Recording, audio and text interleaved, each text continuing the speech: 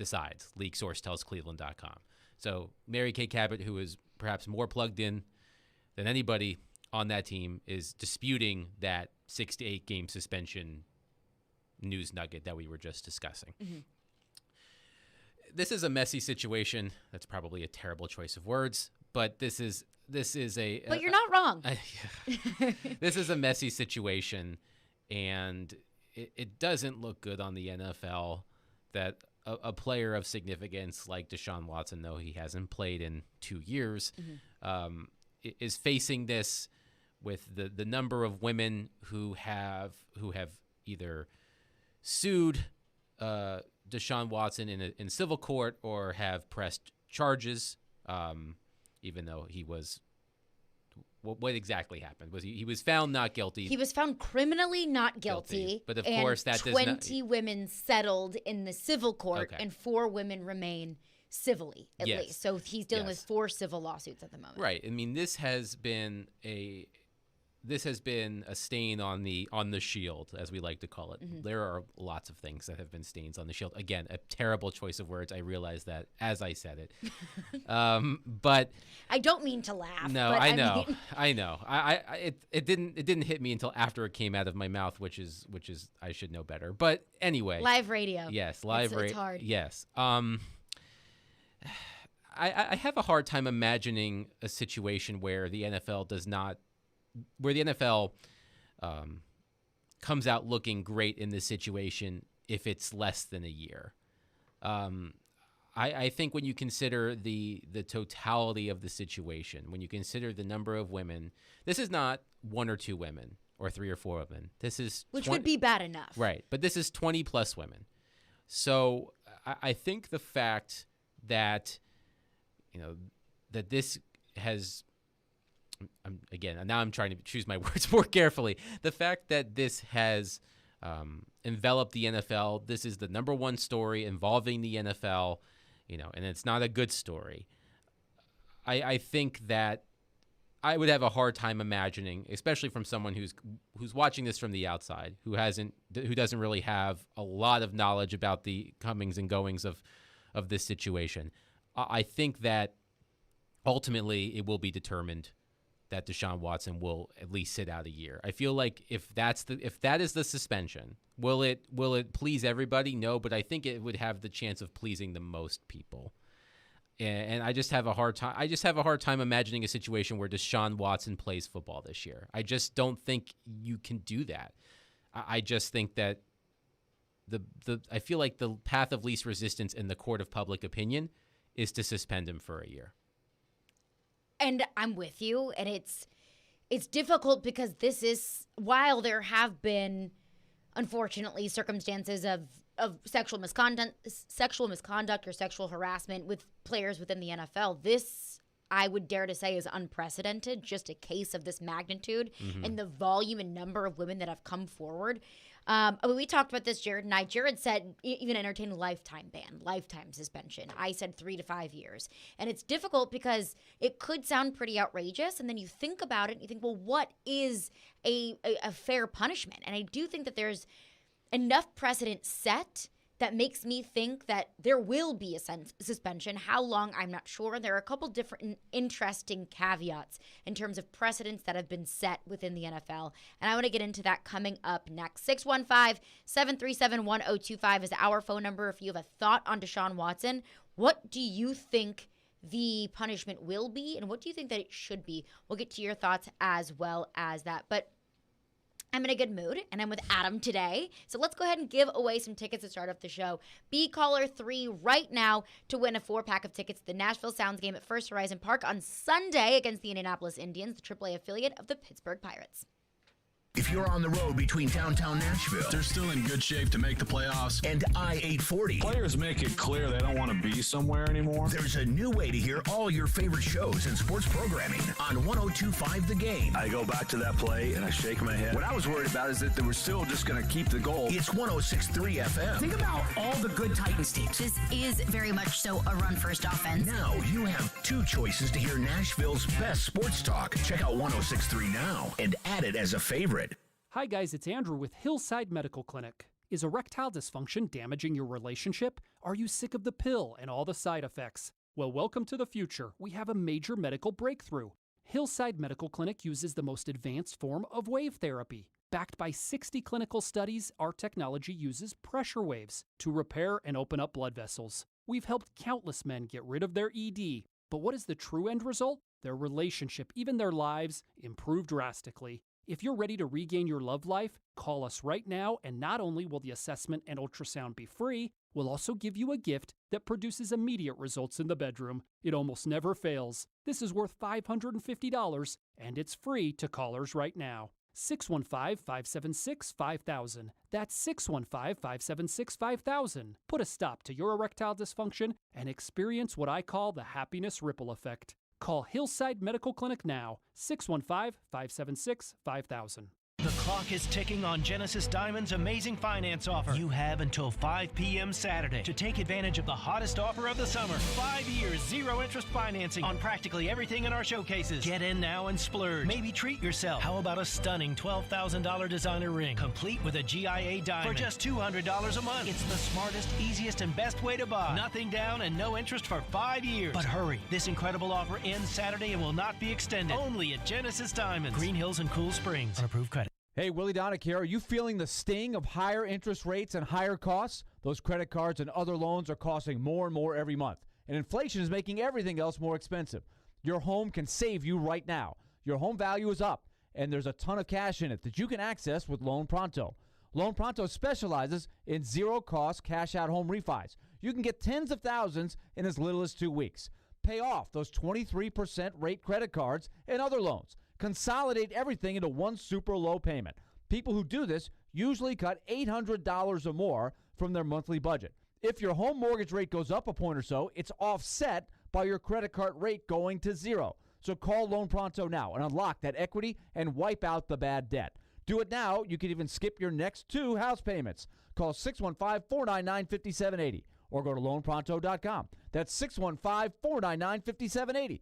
Equal housing lender, NMLS 166-1781, subject to lender approval. Parman Tractor and Equipment is your one-stop tractor and equipment solution and Middle Tennessee's Link Belt and Takeuchi dealer. No matter how you're getting there, start with Parman Tractor and Equipment. Rent or purchase a track loader, mini excavator, large excavators for your job site, or something in between. Their service and parts team will get your work site up and running in no time. Parman Tractor and Equipment will come to you for service if needed. Visit ParmanTractor.com for more info. Your Middle Tennessee Link Belt and Takeuchi dealer, providing totally outrageous customer service. We want to hear from you. Thanks for taking the call. Join the conversation. Call or text at 615-737-1025. Driven by WilsonCountyHyundai.com. You're listening to Stillman and Company. Presented by TriStar Moving. On ESPN 102.5 and 106.3 The Game. And on the Game Nashville app.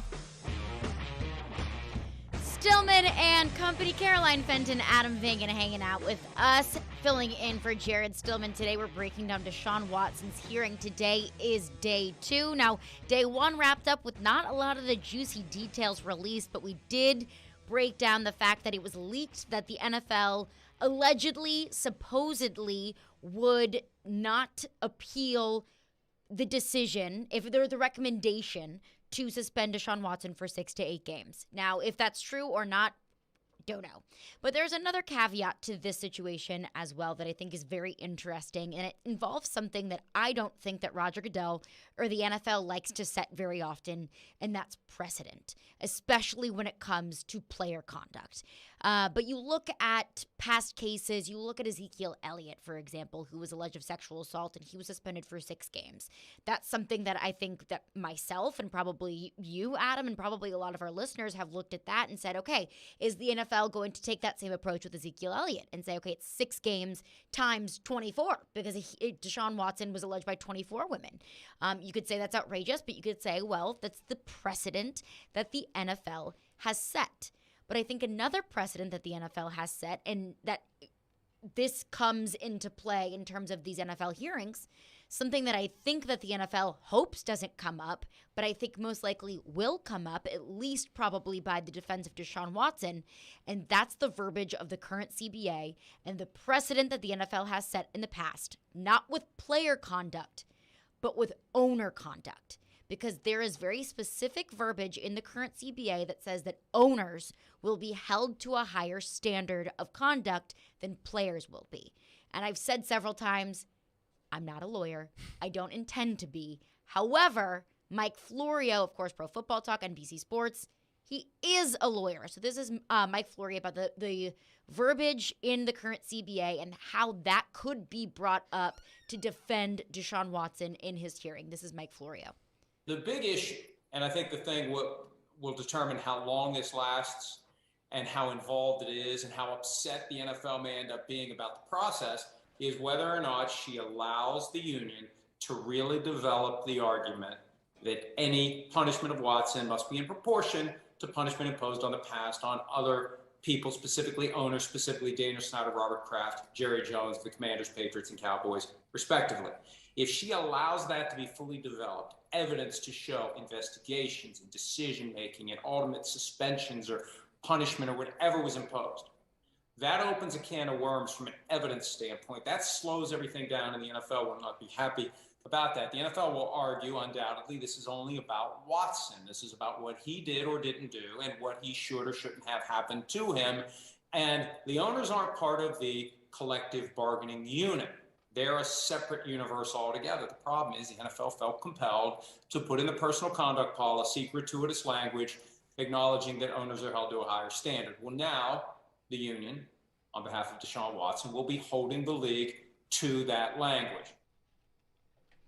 Again, that was Mike Florio, Pro Football Talk, on the interesting caveat to this entire situation. And he says the union, meaning the NFLPA, will use that in defense of Deshaun Watson to say, okay, well, the current CBA says that the owners will be held to a higher standard than the players. Well, you look at Robert Kraft, who was accused of something very similar, in which he also received a massage plus some. And you look at Dan Snyder, who has had several allegations against him of sexual harassment in the workplace, of racism, of just awful office misconduct in the way that he leads the Washington Commanders organization. So the NFLPA could turn to those owners and say, well, the NFL has not imposed any sort of suspension on those owners. Of course, Dan Snyder will be forced with a hefty fine. But if that's going to be the precedent that has been set by the NFL, then Deshaun Watson, I'm sure, will welcome, I believe Dan Snyder's fine was $10 million. Mm-hmm. With the money that Deshaun Watson is making, I'm sure that he would welcome that with open arms and say, if you are going to continue the precedent that you have set with the conduct of owners, and you're going to fine me, let's say, around the same amount of money that you fine Dan Snyder because you believe it's as egregious as what Dan Snyder has done, then I'll take that and I will play game one and I will continue to be the quarterback of the Cleveland Browns. So I think that's a really interesting caveat to this, that I believe the NFLPA, that's a muscle that they'll want to flex, because that's almost like a tally, a notch in their column to say you can't treat Deshaun Watson differently than the owners, or you can't come down on him harder than the owners because the CBA says you can't. But then again, the NFL can come back and say this is a completely different situation, that, these are, we've suspended players in the past for this kind of conduct and go with the precedent that was set with, let's say, Ezekiel Elliott. So it's a really interesting balance of precedents here that the NFL has set. And I've always said the NFL does not operate in a black and white manner. It's completely gray. They won't use a former punishment or a former decision to influence their decisions here, but that could be the way that this hearing pans out. Well, the only way you can really get to an owner is in his pocketbook, his bank account, because they're not on the field. I know, Captain Obvious over here. So when it comes to misconduct by Robert Kraft or Daniel Snyder, there really isn't anything that the NFL can do other than to fine them exorbitant amounts of money. Deshaun Watson, as you said, what was it, $230 million, $250 million? 240?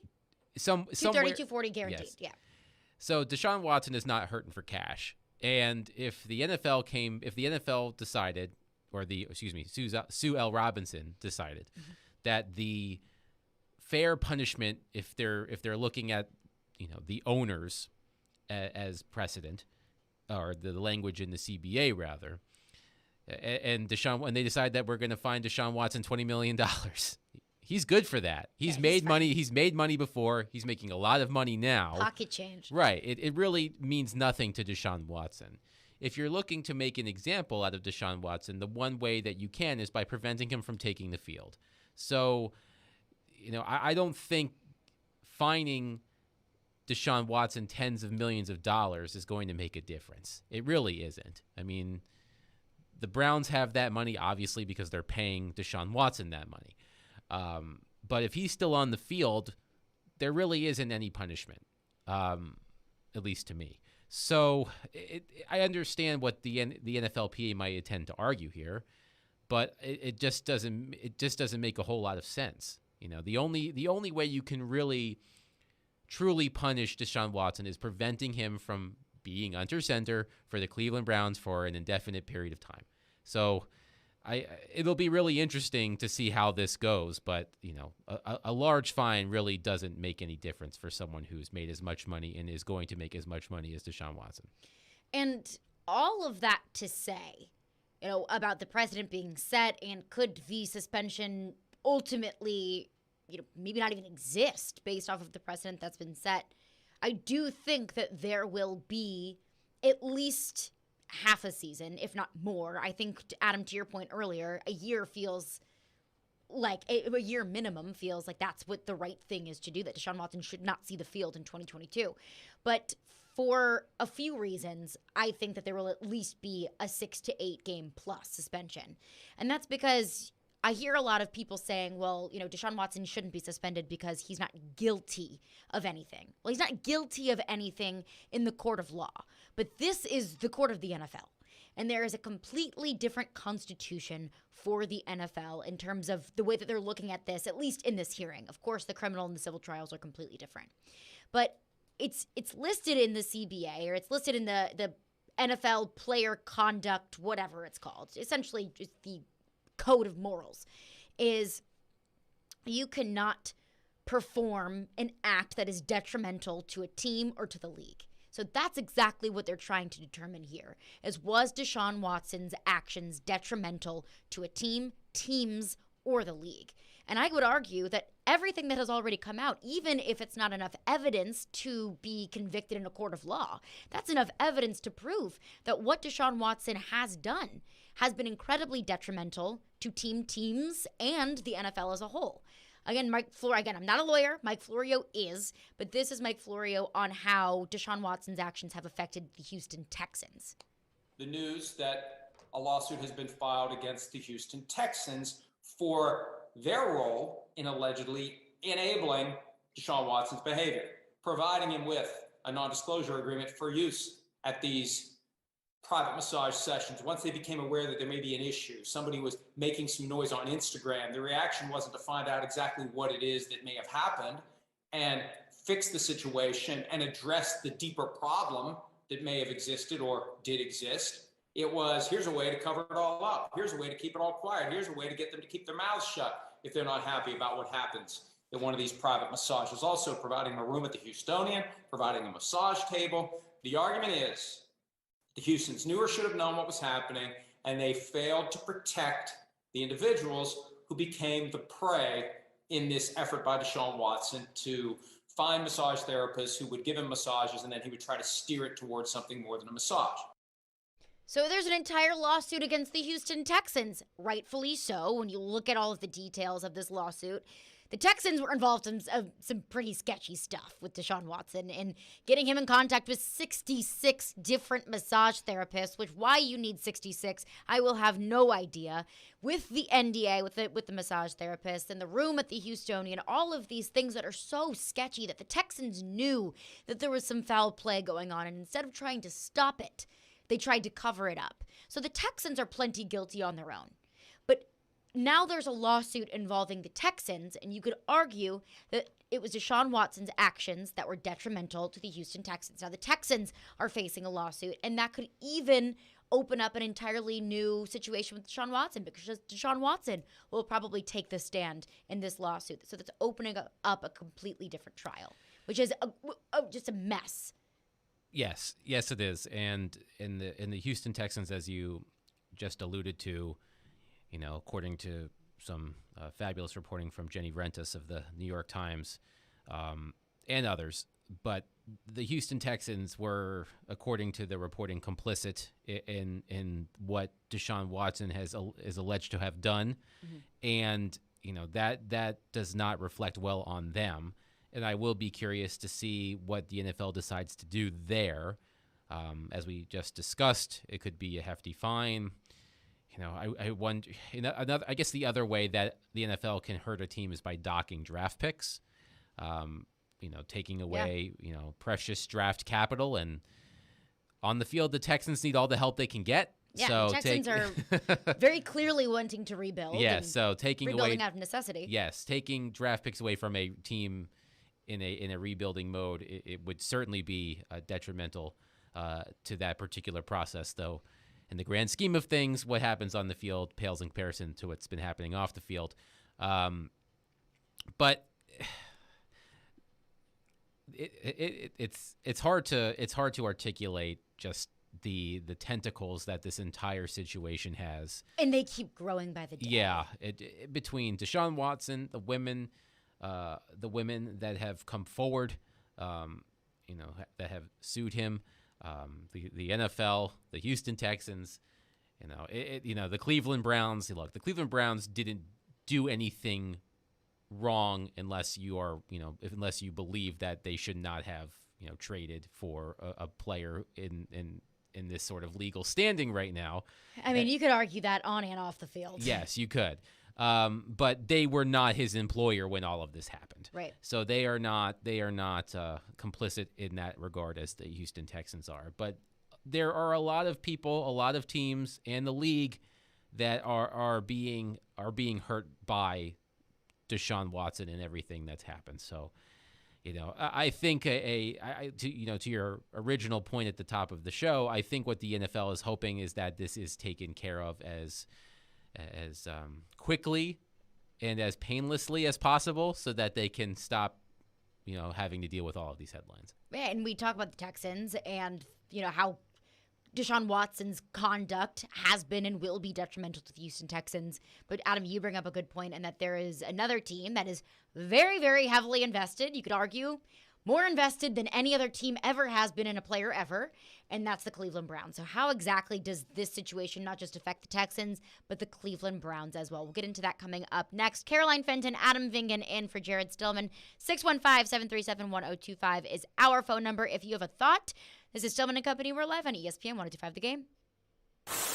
Hey, I'm Matthias Ekholm, and this is Smashville. Ekholm, his shot, he scores!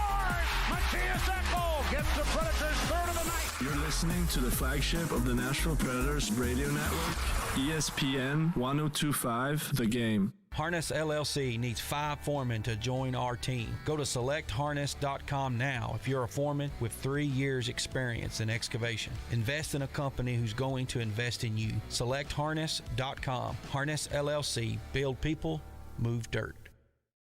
QC Kinetics patient Robert Patterson, a veteran and business owner, struggled at work and in the gym with chronic agonizing shoulder pain. Those injuries just continue to nag, and if you don't treat them, they just get worse. And I just kind of abused my body for a long time, and it finally had said enough is enough. That's okay, because QC Kinetics tells your pain, hey, enough is enough. Their regenerative treatments bring you relief by helping restore and repair damaged tissue with no drugs, no downtime, and best of all, no surgery. I was able to exceed the goals that I had previously attained in the gym. It was absolutely worth its weight in gold, so I could continue to live life without limitation. Ready to get lasting relief from your joint pain? Call QC Kinetics to learn more about how natural biologic treatments can get you lasting results. Call now. It's a free consultation. 615-249-4024. QC Kinetics. 615-249-4024.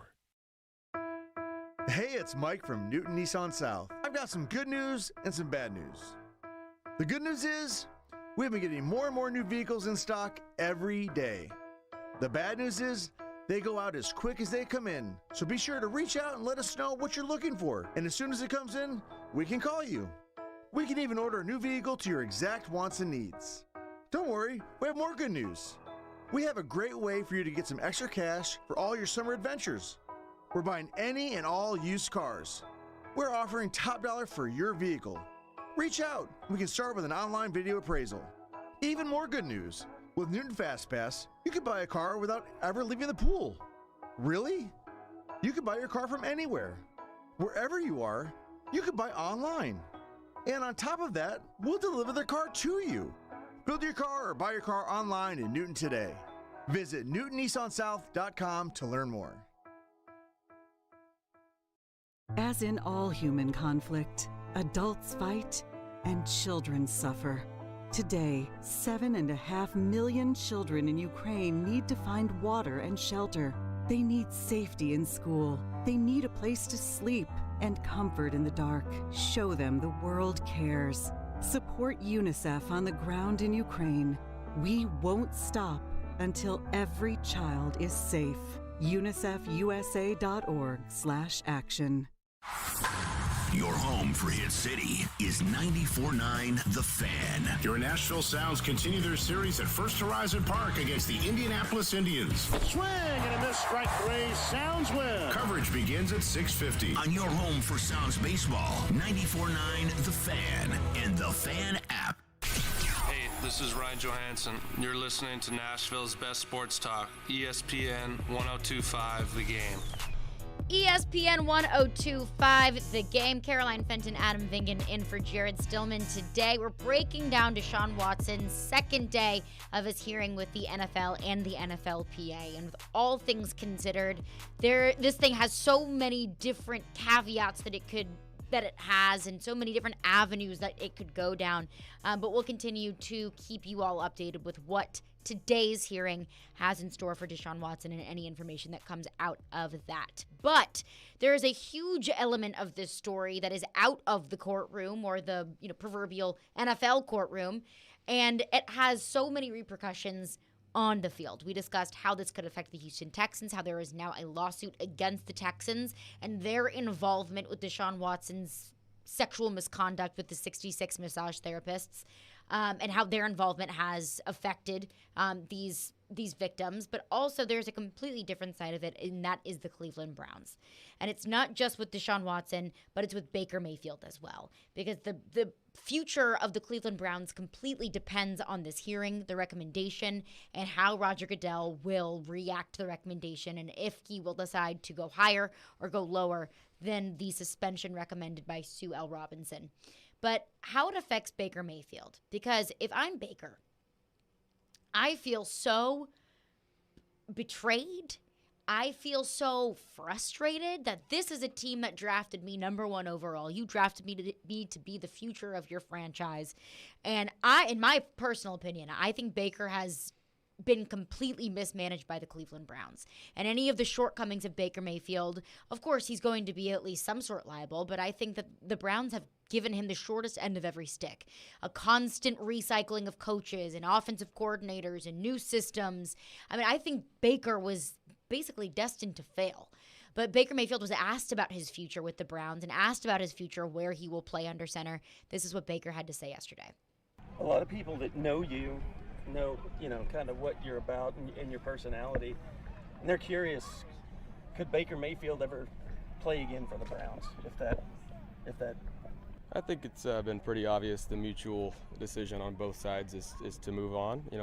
I'm thankful for my 4 years in Cleveland. There's a lot of ups and downs and a ton of learning experiences that I'll forever keep with me. Teammates and friends and relationships that I'll have for a lifetime, and we're ready to move on, I think, on both sides. I don't blame Baker. He's ready to move on. I get it. You just guaranteed the most money ever to Deshaun Watson, someone who's facing criminal and civil charges, and basically just forgot about Baker Mayfield. Said, we're moving on from you, and it's basically, the ex-girlfriend got thrown out the window and your new girlfriend's getting an engagement ring in week 1. I understand that Baker feels betrayed and he's frustrated and he wants to start somewhere new. He wants to turn a new leaf, start a new career somewhere else. I get it. I also get the frustrating part on the Cleveland Browns end because he said, we're mutually ready to part ways. So the Cleveland Browns are ready to part ways because they've made their bed and now they have to lie in it. They made their decision when they chose to pursue Deshaun Watson, when they decided to give Deshaun Watson that much money guaranteed. They knew what they were getting into with Deshaun Watson, not just with the amount of money that they invested in with him, but they knew what they were getting in with him legally. And they knew that if things went south with Deshaun Watson, they had to expect that Baker Mayfield would feel this way. So I understand that both sides wanting to mutually part ways. But my take on it is, I think that's the worst thing possible for both parties involved. I'll look at the Browns. You don't have Deshaun Watson. Let's say it is a year suspension by the NFL. Who's the Browns quarterback? Their options are Jacoby Brissett and Josh Dobbs. And no offense to you Vol fans out there, but Josh Dobbs hasn't taken a single starting snap in the NFL. So you don't feel great about your options at quarterback. So, that would make sense that you would hold on to Baker. And I look at Baker, even after saying that I totally understand his frustration and his just disdain for the Cleveland Browns franchise. And he even said in that same interview, and I have no beef with the city of Cleveland, but he didn't say he didn't necessarily have any beef with the Cleveland Browns. I understand his frustration. I understand his betrayal. But what is he going to do? He waits for this hearing to settle. And let's say it is a year suspension and it's, mid-July. And let's say the Cleveland Browns choose to trade him and they'll buy out half of his contract. He hits the mark, they get a trade package together, let's say to the Carolina Panthers or to the Seattle Seahawks. Baker Mayfield's going to come in the middle of training camp and he's going to learn those offenses in a few weeks and be the starting quarterback for a team that he has learned the offense for, let's say, about a month and a half by game 1. That doesn't make any sense. That doesn't set Baker Mayfield up for success. That doesn't give him the long-term future in the NFL that it would, let's say, with the team that he's currently at. So I see both sides wanting to move on, but I think the best thing possible for both parties involved is to swallow the pride. Baker Mayfield can ball out with the Cleveland Browns this upcoming season. He can get paid by the Browns, and then he can get a much better trade package next season when and if he balls out for the Browns, and the Browns have a much more reliable and much more talented starter in the 2022 season. Personally, I would love to see Baker Mayfield play for the Pittsburgh Steelers. They have 3 quarterbacks, Mason Rudolph, Kenny Pickett, and Mitch Trubisky, but none of them are either good or... You're not jazzed about any of those options. I mean, Pickett's untested, obviously. He was just drafted. But Mason Rudolph and Mitch Trubisky have had their chances, haven't done much with them. I would love to see that because he could stick it to the Browns twice a year, every year. I have a hard time imagining this marriage lasting. You use the allusion to the ex-girlfriend and the engagement ring. But after Baker Mayfield live journaled all over Twitter, you're probably too young for LiveJournal. Do you remember LiveJournal? I don't even know what that is. It was a website where you could. It was like a precursor to MySpace. Where okay. Kind of like a Yik Yak. That I don't know what that is. It's like an anonymous online diary. LiveJournal was a diary, but it wasn't anonymous. Oh, that makes it even worse. You had usernames and things like that. There are people listening who have definitely heard of LiveJournal that aren't 24. Like you, but I just have a hard time imagining that them coming back together. It also reminds me of that Cleveland fan who has the jersey that just has the last names of every starting quarterback from Tim Couch down.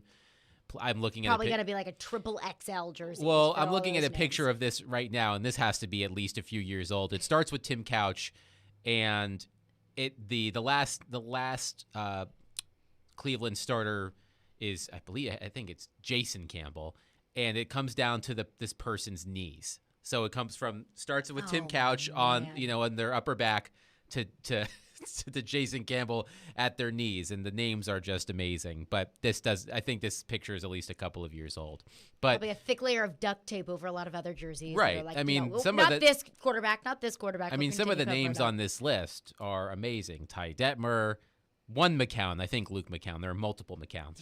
Kelly Holcomb, Ken Dorsey, Charlie Fry, Brady Quinn, Jake Delhomme, Seneca Wallace, Colt McCoy. A lot of underwhelming quarterback performances in that list. Brandon Weeden, Brian Hoyer. It's a lot. That's why it's like mediocre quarterbacks all on one single jersey. Well, that's exactly why the Cleveland Browns made this trade, because they've gone through mediocre quarterbacks every single year. I mean, I'm thinking of some other quarterbacks on the list. I think Robert Griffin had a cup of coffee with the Cleveland Browns before he ultimately retired.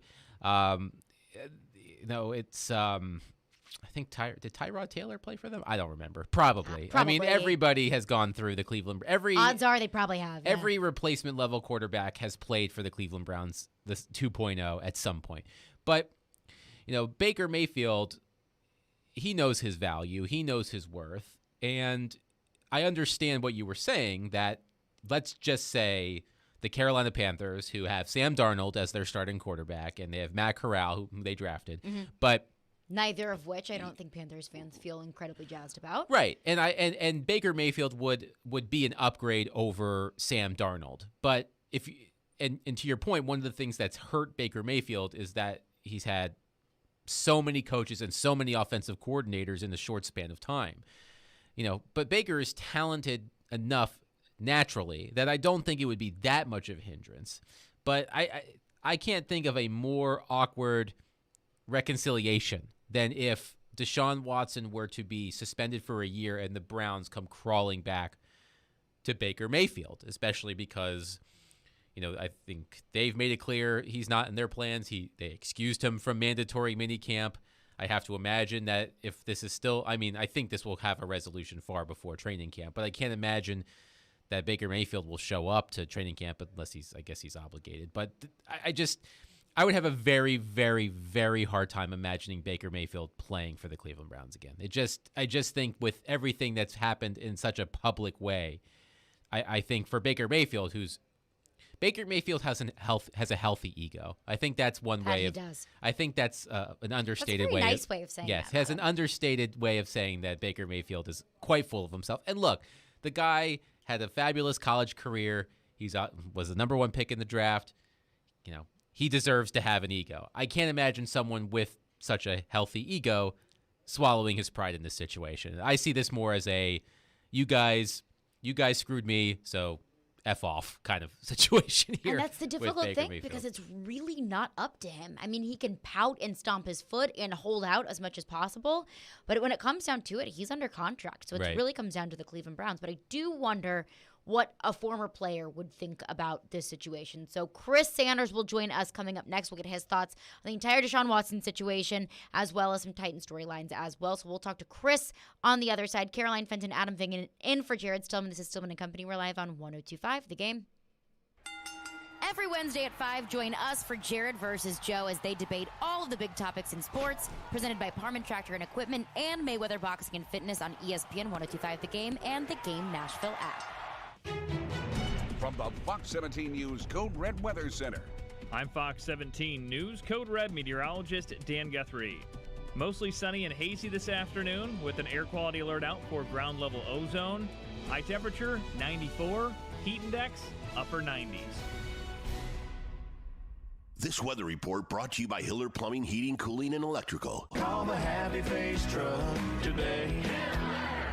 The first 1,000 fans to the Nashville Sounds game tonight get a Hit City clear backpack. You can snag a $10 general admission ticket right now. Plus, it's a winning Wednesday. So if the Sounds win, all fans get to run the bases after the game. Grab your tickets today at NashvilleSounds.com. We're saluting 4 more of our teammates at Cromwell Media this month. Cindy Johns in sales has been here 20 years. Lakin King, who handles all our commercial logs, is enjoying 13 years. Operations Manager Ace Swartz is toasting 12 years with us. And Chase McCabe, Program Director for our Sportstalk stations, chalks up 10 years. That's 55 years of combined experience with our company. There's a reason for that tenure. We value our employees and do our very best to create a great work experience. Check us out at together@cromwellmedia.com. Gray Magliozzi here for eBay Motors. So you have to drive 300 miles to your cousin's wedding. Okay, so it's his fourth. But you know what they say, fourth time's the charm.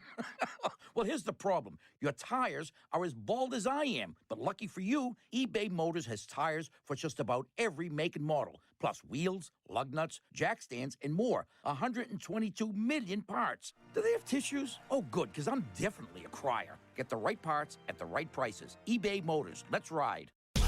Darren McFarland. I feel like we're a better playoff team. Willie Donick. You're in a window of a division you can win. Chase McCabe. I'm not signing him for more than $1 million. The DDC. Weekdays from 10 to 2. Presented by Spring Hill Heating and Cooling. On Nashville's best sports talk. ESPN. 102.5 and 106.3 The Game. And on the Game Nashville app. You're listening to Stillman and Company. Sounds like this has been a game-changing day for all of us. Presented by TriStar Moving. On ESPN. 102.5 and 106.3 The Game. And on the Game Nashville app. Stillman and Company, Caroline Fenton, Adam Vingan in for Jared Stillman today. Forever Titans wide receiver Chris Sanders joins us now. Chris, always happy to talk to you. But first question. Hey, how you doing? Doing well. But first question for you, Chris, is we're discussing Deshaun Watson's hearing with the NFL. Oh, man. And there are a lot of moving parts in terms of this hearing, but I want to talk about the on-the-field stuff because you are a former player. You've been there before, and we would be naive to think that there aren't at least some egos involved with players. And you have to think that Baker Mayfield's ego has been hurt a little bit since the Cleveland Browns did decide to trade for Deshaun Watson, has given him so much money guaranteed. So you are Baker Mayfield. Yeah. If Deshaun Watson gets a year suspension and is out for 2022, which I don't think is a wild assumption to make, right? Do you play quarterback for the Cleveland Browns? You know, that's a sticky situation because, you know, I was kind of not in a situation like Baker, but, you know, they were bringing the Tennessee Titans brought a lot of wide receivers in like Kevin Dyson and Yancey Thigpen. But here's the thing that I had to do. I had two choices. To get better or get bitter. And what I did is I played in the offseason, I played so well that they had to play me. And the reason why I share that story is, you know, Baker's in a situation to where he's got those same two choices, to get better or get bitter. If he gets bitter and, you know, has a Twitter war and, you know, says I don't want to play football and gets mad at everybody else, then he's going to find himself on the sidelines and be out of football. But if he chooses to get better and say, you know what, I understand the situation. I understand they got Deshaun Watson. I understand that they wanted to trade me, but if Deshaun Watson gets suspended, I come in and I light up the league. Next thing you know, instead of me sitting on the sidelines, I just made a whole bunch of money because I got better instead of having an attitude. Do you think it's possible for a quarterback to come into a new system in training camp, let's say mid to late July, and learn the system and be ready to go by week one? I mean, it's tough, but, you know, he's still with the same team. I mean, they probably, you know, have different plays, but still the same terminology. For quarterback, I mean, with him, he's a smart guy. He went to Oklahoma, so he'll pick up the offense. It's just different techniques and different terminology. I think he can definitely come in there and pick up the offense. It may take maybe 1 or 2 weeks, but he'll put in the work and he'll make sure that he knows every play and, you know, with the wide receivers, the offensive line, the protection, and all those things. So, you know, with him being hungry, he'll make sure he knows everything. We're talking to Chris Sanders, forever Titans wide receiver. What up? Switching to the Titans side of things, Chris, was a release by Bet Online, a sports book on the market, that Mike Vrabel had the 8th best or worst, or however you want to say it. He had the 8th best odds for the next head coach to be fired or resign in the 2022 season. Do you think Mike Vrabel is on the hot seat? Absolutely not. I mean, I know he's been going through a lot of trials with, you know, with contracts and A.J. Brown, and the little people are frustrated. But look at what he did to this team. This team was in, you know, turmoil. I mean, not going to the playoffs and, you know, just having mediocre seasons. He took a team that was in disarray and took them to the playoffs, took them to the AFC Championship game last year with all the injuries and, you know, guys being hurt and making sure guys making plays and keeping this team together, you know, when the situation looked bad, and actually went to the playoffs and had home field advantage. So I say absolutely not. I think people are frustrated. I know people are kind of upset with A.J. Brown and stuff like that. But at the end of the day, he's one of the best head coaches in the league, hands down. Plus, he went to The Ohio State University. Well, you got to throw that one in there. Buckeyes got to stick together. Absolutely. And Absolutely. by no means do I intend to wave two-tone blue pom-poms and say, go team, go Mike Vrabel. But I do think that I'm going to give credit where credit is due. Mike Vrabel is the defending coach of the year. Mike Vrabel, I made the argument yesterday that if you are to find one single, thing in this team that gives you optimism, Mike Vrabel is that thing. If there are so many question marks surrounding this team, whether it be Derrick Henry or Ryan Tannehill or whatever it might be, the one thing that you feel confident about is Mike Vrabel. So while I don't think he's on the hot seat, I think an interesting caveat to this bet or these odds that are on the sports books is also resignation. Do you think that there's possibly something that Vegas knows that we do not? I don't know. I mean, I just look at Mike Vrabel. The reason why I love him is he's built for this. He's built for the adversity. And I think that with all this stuff that they're saying about Mike Vrabel, he's on the hot seat. A lot of stuff is going on. The culture is bad. He's built for this adversity. And it started when he was in high school. They said he was slow and he couldn't play football. He gets to the Ohio State University. They said he can't do this. All his life, everybody was telling him what he can and what he cannot do. So now he comes into this situation. You got the A.J. Brown situation. You got the Jeffrey Simmons. You got the Traylon Burks. You got all these things that are like against the Tennessee Titans. But this dude is built for this. So I know Vegas is saying all this stuff and, he's on the hot seat and, odds and ends and all this stuff. But you can say all that stuff, but you can't determine a man's heart and a man's character. And I think this man's right for the job. Talking to Chris Sanders, forever Titans wide receiver. Chris, one of the biggest Titans offseason storylines has been surrounding Derrick Henry and how many questions there are of can he come back after injury? Is he too old? Is he past his prime? What do you think about that? Do you think Derrick Henry come back? Is Derrick Henry past his prime?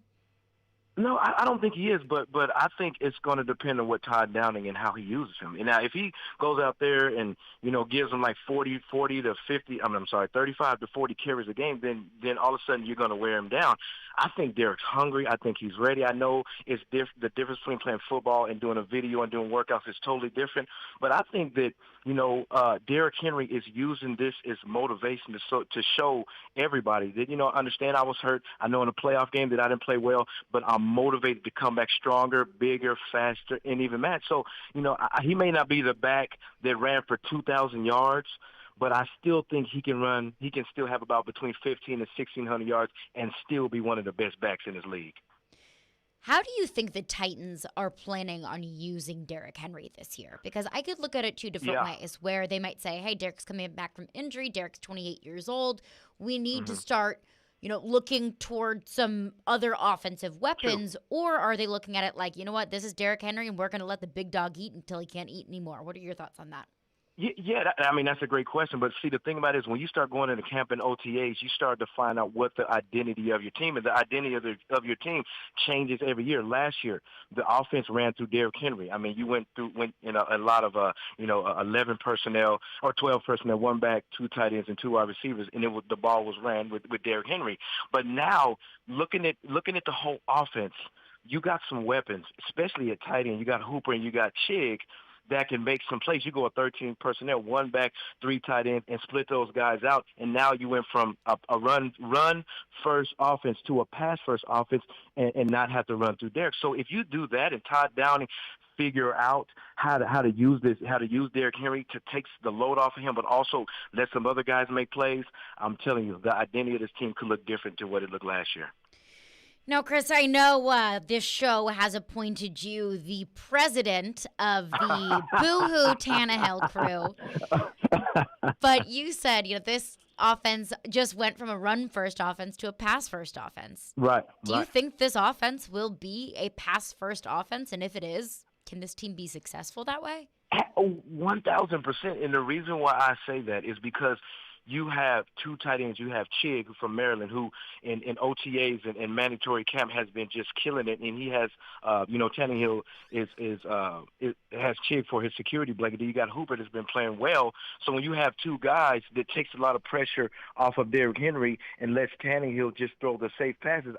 I think that it can definitely happen. I'm not saying they're going to throw the ball like 60 or 7 times. I'm just thinking that on first and second down, as opposed to running Derrick Henry, they're going to throw the ball. So they're in prime position. Todd Downing has a lot of weapons. He has a lot of candy, but he's got to make sure he uses those guys in the right way that they're supposed to be used.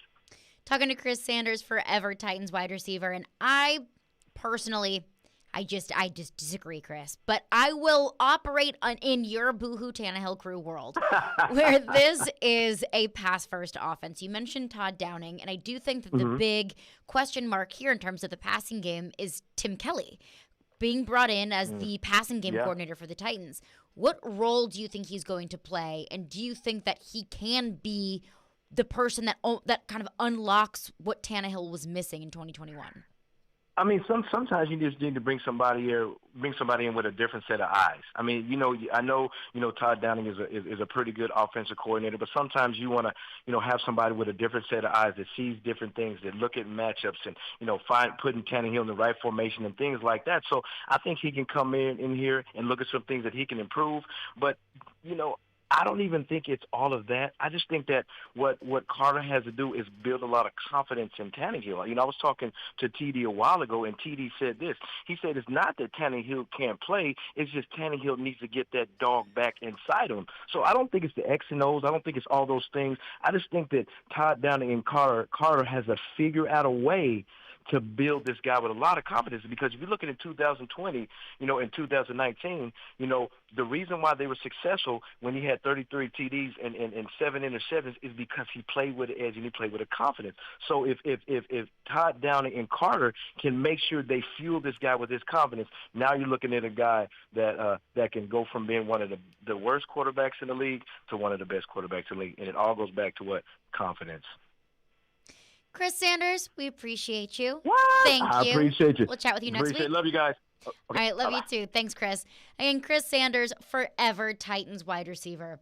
I don't think I can get on board with the fact that this will be a pass-first offense this year. At least I hope it won't be a pass-first offense this year. But the Boohoo Tannehill crew president himself, Chris Sanders.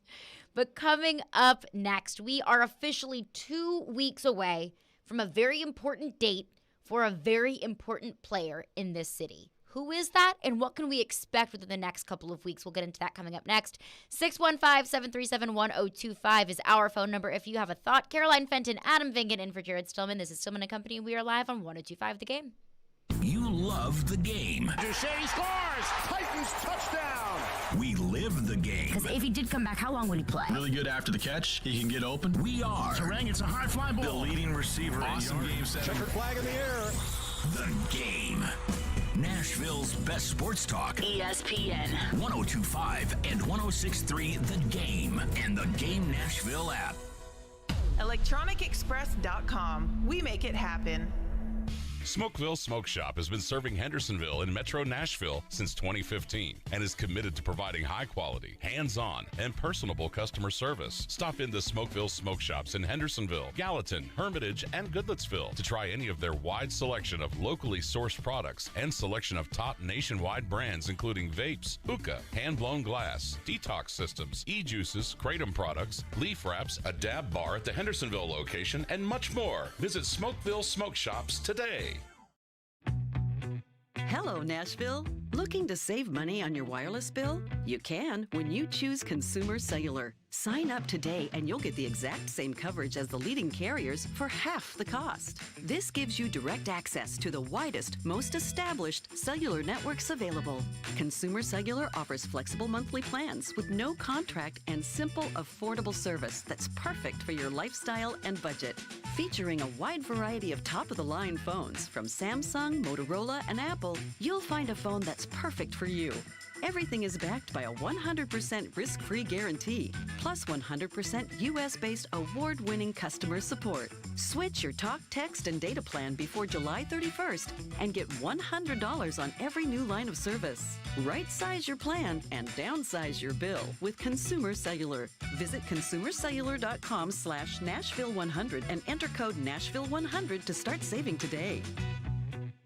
312 Pizza Company is Nashville's authentic Chicago pizzeria, and they're now hiring. Work for a family-owned business and be a part of their incredible team. 312 Pizza Company is hiring for all positions, including host, waitstaff, bartenders, cooks, and more. 312 Pizza Company offers health insurance and paid time off to full-time employees. Contact Kimberly at 615-730-7888 or email at contact@312pizzaco.com. 312 is an equal opportunity employer.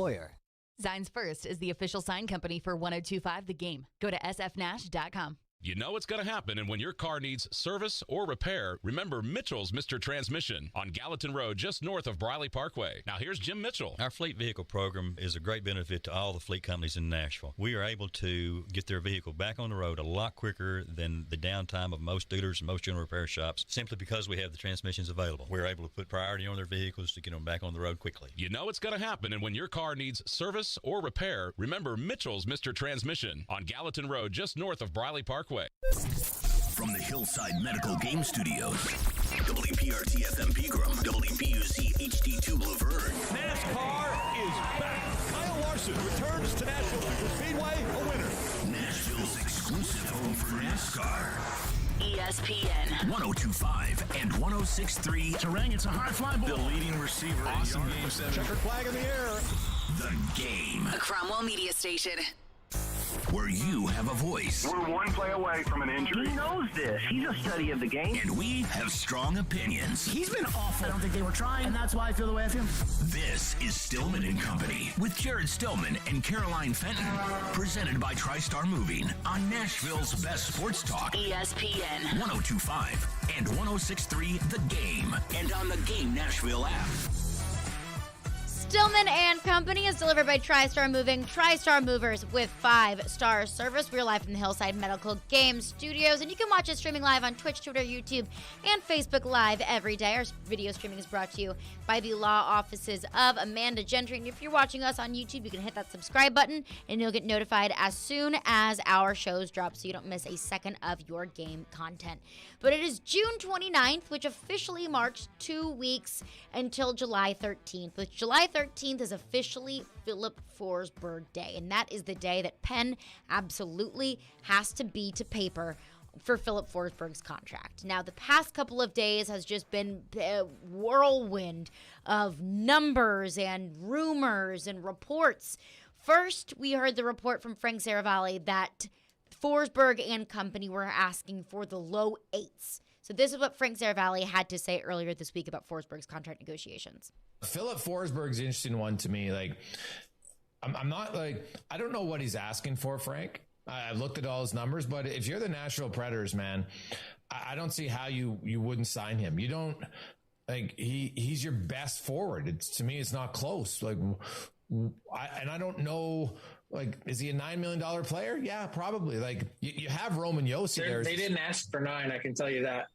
So they're asking for I was told well south of what Roman Josi makes. So then he's at 9.058. Yes. I think they're somewhere in the low 8s. Okay. So that was Frank Saravalli again saying that Forsberg's camp was asking in the low 8s. And that set off a big red flag in my mind because I thought, why in the world would they be asking for the low 8s? And that's when I thought, okay, maybe this is Forsberg's camp working with David Poile saying, okay, you get something, we'll ask for a lower AAV in return for trade protection, possibly even a full no movement clause, something that David Poile has shown that he doesn't like to do.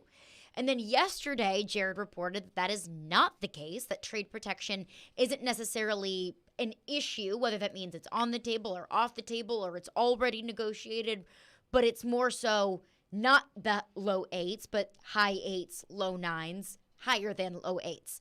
So my question for you, Adam, what can we believe in terms of Forsberg's negotiations, and how far are we away, in your opinion, do you think we are from pen hitting paper and Forsberg signing his extension with the Predators? This reminds me a lot of the situation last year between the Colorado Avalanche and Gabriel Landeskog. That negotiation got down to the literal wire because the day before free agency is the final day that a team that has a player under contract can re-sign that player for 8 years. Mm-hmm. So if Gabriel Landeskog, last year free agency started July 28th. If Gabriel Landeskog did not sign with the Colorado Avalanche on July 27th, I believe the deadline is midnight Eastern time, so I think it would have probably been, 10 Mountain time? I don't know. Basically, I think they signed like 5 minutes before the deadline or something crazy like that, and Landeskog was able to get that 8th year. It was an 8-year, $56 million contract, 8 years with a $7 million cap hit. But it took literally to the last possible second that the Colorado Avalanche could have signed Gabriel Landeskog to an 8-year contract for it to get done. Now, am I saying that this is what's going to happen with the Predators and Philip Forsberg? No. But there is recent precedent to suggest that this might go down to literally the final minutes of, having the ability to sign Philip Forsberg to an 8-year contract. David Poile told reporters last week that the Predators have offered Philip Forsberg an 8-year contract, which is, of course, unsurprising because why would they not offer him an 8-year contract? But, sometimes I think David Poile has said this. I know Elliot Freeman has said this on this station, that it takes deadlines sometimes for these things to get done.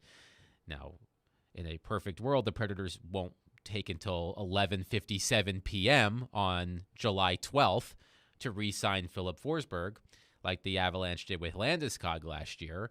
But if that's what it takes, then that's what it's going to take. I've always held the belief that this is going to get done because historically, unless I'm missing something egregious, and our listeners will let us know if I am, I can't recall a time when the Predators allowed a significant player of their own drafting or developing to leave in free agency. Roman Josi resigned. Ryan Ellis resigned. Yes, Ryan Ellis was traded, but he did resign. Matthias Ekholm's been resigned. Pecorine was resigned. UC Saros was resigned. I can't recall. I mean, Ryan Suter is the obvious example. But other than Suter, I can't recall a situation where the Predators had a player of a foundational player leave in free agency. Like I said, I might be missing something obvious, but that's number one. Number two, this is a saving face move for David Poile. I know that Predators fans are perhaps more down on David Poile today than maybe they've ever been. And it would be foolish to say that David Poile isn't at least somewhat cognizant of that. I have to imagine that if Philip Forsberg were to leave for nothing, I think that might be, as you said off air, the straw that breaks the camel's back, so to speak, for a lot of fans who might be on the fence about whether or not they believe that David Poile is the right person to lead this team back to Stanley Cup contention.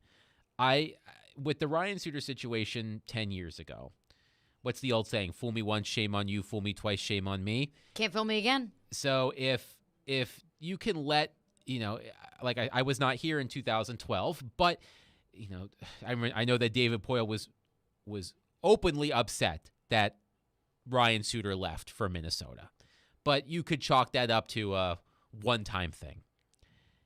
If Philip Forsberg does the same thing, and there's no way of explaining that away if you're David Poile, at least in my opinion. So I ultimately believe that this does get done for those reasons. It might take until the final week or the final day. I'm going to have to look up during the break exactly what time Gabriel Landeskog put pen to paper last year. I believe it was like 2 or 3 minutes before the deadline. I don't think it's going to take that long. I don't think it's going to be something that you're going to have to wait up until midnight on the day before free agency to hope that the Predators sign Philip Forsberg.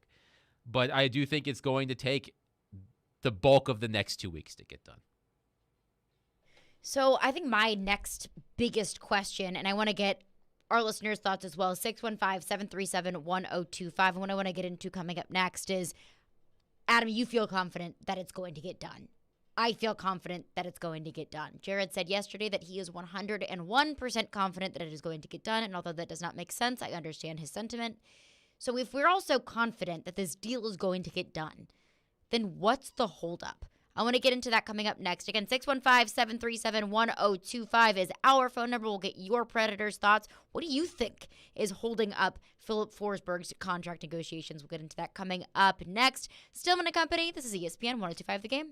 Let's put the green flag in the air and turn them loose. Nashville's home for NASCAR. He's going to try to make a big move here. It's brought to you by the Nashville Fairgrounds Speedway. We are your racing station. ESPN 1025 and 1063 The Game. And the Game Nashville app.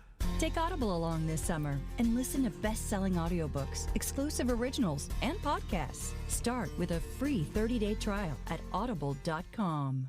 The clock is ticking on Genesis Diamond's amazing finance offer. You have until 5 p.m. Saturday to take advantage of the hottest offer of the summer. 5 years, zero interest financing on practically everything in our showcases. Get in now and splurge. Maybe treat yourself. How about a stunning $12,000 designer ring, complete with a GIA diamond for just $200 a month? It's the smartest, easiest, and best way to buy. Nothing down and no interest for 5 years. But hurry, this incredible offer ends Saturday and will not be extended. Only at Genesis Diamonds, Green Hills and Cool Springs. On approved credit.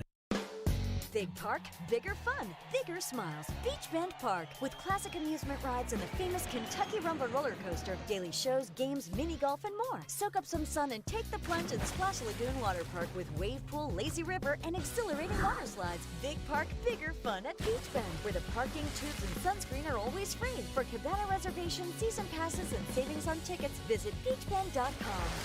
For the whole family, Beach Bend Park. Hey, this is Sean Ford, Director of Sales for ESPN 1025 The Game. I'm looking for talented salespeople to add to our dynamic and growing team. If you're an experienced seller who's looking for a new adventure and a career path that offers more excitement and new opportunities, you may want to listen up. First of all, if you're hearing this message, you're probably already a fan of The Game. We have a long list of local businesses who are fans too and love what we do to help them grow. You might be someone who could be a part of that experience. Are you comfortable meeting strangers and earning their trust? Do you enjoy working in a team environment, but self-motivated to set and achieve your own personal goals? Are you a creative person who loves to share your ideas with others? Do you thrive on making a difference in your community? If the answers to all those questions was yes, then we should talk. Send your resume and cover letter to together@cromwellmedia.com. That's together@cromwellmedia.com. Let's see if we're a good match. Cromwell Media is an equal opportunity employer. When you want to rock.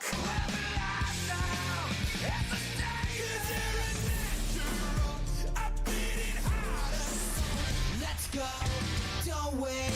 This night's almost over. Do all the monsters come out at night? Why do we sleep when we want to hide? We are Nashville's rock station. 1029 The Buzz. Never miss a moment of the show. What is this? Check it out. Subscribe to the Stillman & Company podcast on iTunes, Spotify, and wherever you get your podcasts. You're listening to Stillman & Company. Presented by TriStar Moving. On ESPN 1025 and 1063 The Game. And on the Game Nashville app. What's your concern level at this point if you're a Predators fan, and how do you see this playing out between David Poile and his team and Forsberg and his representatives? Yeah, I would not be optimistic if I'm a Predators fan, and I'm not. Not that I've ever been accused of being one, but I just don't understand from all the reports circulating and everything, why this hasn't been done. If he's willing to come back and is not asking for an exorbitant amount of money, I just can't fathom why this deal wouldn't be done, whether it's a no trade clause or something else. It's just strange to me that, usually in situations like this, flashing way back to like the Suter time, you could tell the player didn't want to come back, but by all accounts, Forsberg is willing and wants to. So there's just something missing that I can't put together, and seemingly nobody else can either. That was Jim Diamond and Robbie and Rexroad this morning. Can't fathom why a deal hasn't been done. And that's kind of what I'm thinking is, if both sides mutually want to stay here, then why is the deal not done? But a little bit of breaking news. This is coming from Michael Russo, who covers the Minnesota Wild for The Athletic. says, according to sources, the Minnesota Wild have traded the rights to pending restricted free agent Kevin Fiala to the LA Kings for their 2022 first-round pick and Captain Brock Faber. University of Minnesota Captain Brock Faber. Let me clarify that. So, Adam, that news, does that essentially eliminate the LA Kings from contention for Philip Forsberg? A quick look at their cap-friendly page. It appears they have just south of $20 million in available space. Kevin Fiala will probably eat a lot of that. Not literally, of course. I don't think $8 million, $9 million. I don't know how much he's going to make, but it's going to be sizable. Between 8 to 10, do you think is that reasonable? Maybe between 7 and 8. 7 and 8. I don't know what the evolving hockey projection is. I would have to look that up. But when Predators fans and NHL fans in general have been fantasy booking potential places for Philip Forsberg to sign if he does not re-sign with the Nashville Predators, the Los Angeles Kings have been a popular destination for multiple reasons. One, of course, Philip Forsberg's longtime line mate and friend, Victor Arvidsson, traded to the LA Kings last summer. The Kings are ahead of schedule, I would say. They've got a good young team. They gave the Edmonton Oilers a 7-game series in the first round of the Stanley Cup playoffs. They've got the space. They've been rebuilding for the last several years after winning 2 Stanley Cups in 2012 and 2014. And a player like Forsberg could certainly help accelerate their path back to contention. I would guess that based on what Fiala is probably going to make, I would venture to say that Philip Forsberg and the Kings are probably no longer a match. One thing I would be interested in hearing, and listeners can text and call in and let me know, does this trade at all change your opinion on the Kevin Fiala-Mikael Granlund trade? Because Kevin Fiala played for the Wild for a couple of years, 2 or 3 years, I believe. He was traded in 2019. 3 years. So 3 years. And he had some great seasons, especially last season. But he's not a member of the Wild anymore. Granlund is not as productive as a player. He's an older player too, but he has become a indispensable player for this version of the Nashville Predators. I'd be curious to know if that changes any Predators fans' opinion on that trade from the 2019 trade deadline, now that Fiala is no longer reportedly a member of the Minnesota Wild. And another thing that I would be interested to know is, does this change Predators fans' minds at all? Does it at least take a little bit of weight off their shoulders or worry away to know that the LA Kings probably are not a dancing partner with the Predators anymore? Because like you said, that's been the team that's been thrown around the most. If Philip Forsberg does hit the market, then who would be interested in picking him up? And that's been the LA Kings. Arvidsson being the most obvious connection there. Yeah, I would have to go and look at every team's cap-friendly page, which is an exhaustive process. But truly is. there is going to be a robust market for Philip Forsberg if he does in fact leave Nashville. And by the way, according to Evolving Hockey, Kevin Fiala's projected contract, if he signed, he's an RFA, so he's going to sign with the Kings, is a predicted 8-year term with a cap hit of $9.4-ish million. Whoa. I'm not sure. Whoa. I'm not sure I see that. I'm not sure I see Kevin Fiala making more than $9 million per season, but he did just have a fabulous season. So that probably helps with that projection. And Evolving Hockey has a model that works with cap friendly and based off of similar players and how they sign. They're pretty close more often than not. I believe the predicted cap hit for Jeremy Lauzon on their model was like $1.85 million, and he signed for $2 million. So it wasn't far off. So they're usually pretty good on these things. But 9.4-ish is a little rich for my blood. I can't imagine Kevin Fiala getting that kind of contract. Wow.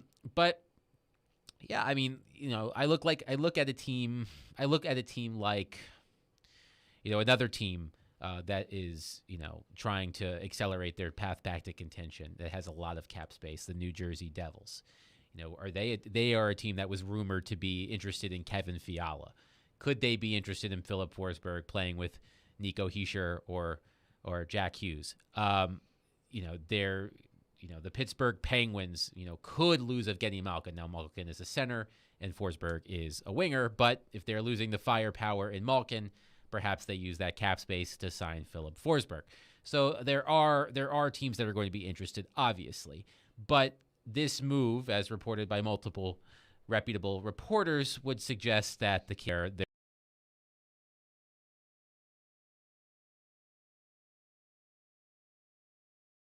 I don't imagine that the LA Kings are sweet on Philip Forsberg anymore. And I will use a football comparison, something that some people in this city could relate to, of A.J. Brown, where A.J. Brown was in contract negotiations, was in talks with the Titans, and then the wide receiver market boomed while they were in negotiations, where Christian Kirk signed for a ridiculous amount of money, where players that weren't as good, just to put it bluntly, weren't as good as A.J. Brown, were getting a lot more money than A.J. Brown was making with the Titans, obviously, in his rookie deal, but was making a lot more money than maybe they were talking about. So A.J. Brown took the market back to the Titans and said, okay, what we originally were negotiating, I want more. And that's ultimately why the Titans and A.J. Brown parted ways, was A.J. Brown just wanted too much money. Could Forsberg's camp look at what Kevin Fiala is making with LA and bring that back to the Predators and say, okay, now it's a new number. Now the market has gone up. That, you could make the argument that Forsberg has had a better season than Fiala did this past year, a 40-goal season, and say, okay, if Fiala's making 9.4, we want 9.4 plus. Well, the difference in this situation, and by the way, Chris Johnston is reporting that a contract extension could be signed by Kevin Fiala in conjunction with this move. So we could end up seeing what he's worth before the end of the show. The difference is that Kevin Fiala is a restricted free agent and Forsberg is an unrestricted free agent. Mm-hmm. So oftentimes when it's hard to compare RFAs and UFAs. Right. So I don't think that Kevin Fiala is going to be used as a comparable. And we'll talk about comparables later in the hour. But I do not believe that it would work that way just because of Kevin Fiala's contractual situation versus Philip Forsberg's. So, I mean, it could be used. I just oftentimes it is incredibly difficult to compare RFAs and UFAs because they're at different points in their careers. Let's go to your phones. Phone line driven by WilsonCountyHyundai.com, 615-737-1025 if you have a thought. But Jose is up next on Philip Forsberg. Hey, thanks for taking my call. I'm really happy to speak with you, and I'm wondering about GM's ability to access players for negotiations before July 13th. Can you kind of explain that, how that works? Yeah, thank you for your call, Jose. So there was a period of time, I believe it was introduced in the previous CBA. Basically, there was a legal tampering period. I believe it was a week, if I recall correctly, I believe it was a week leading into free agency.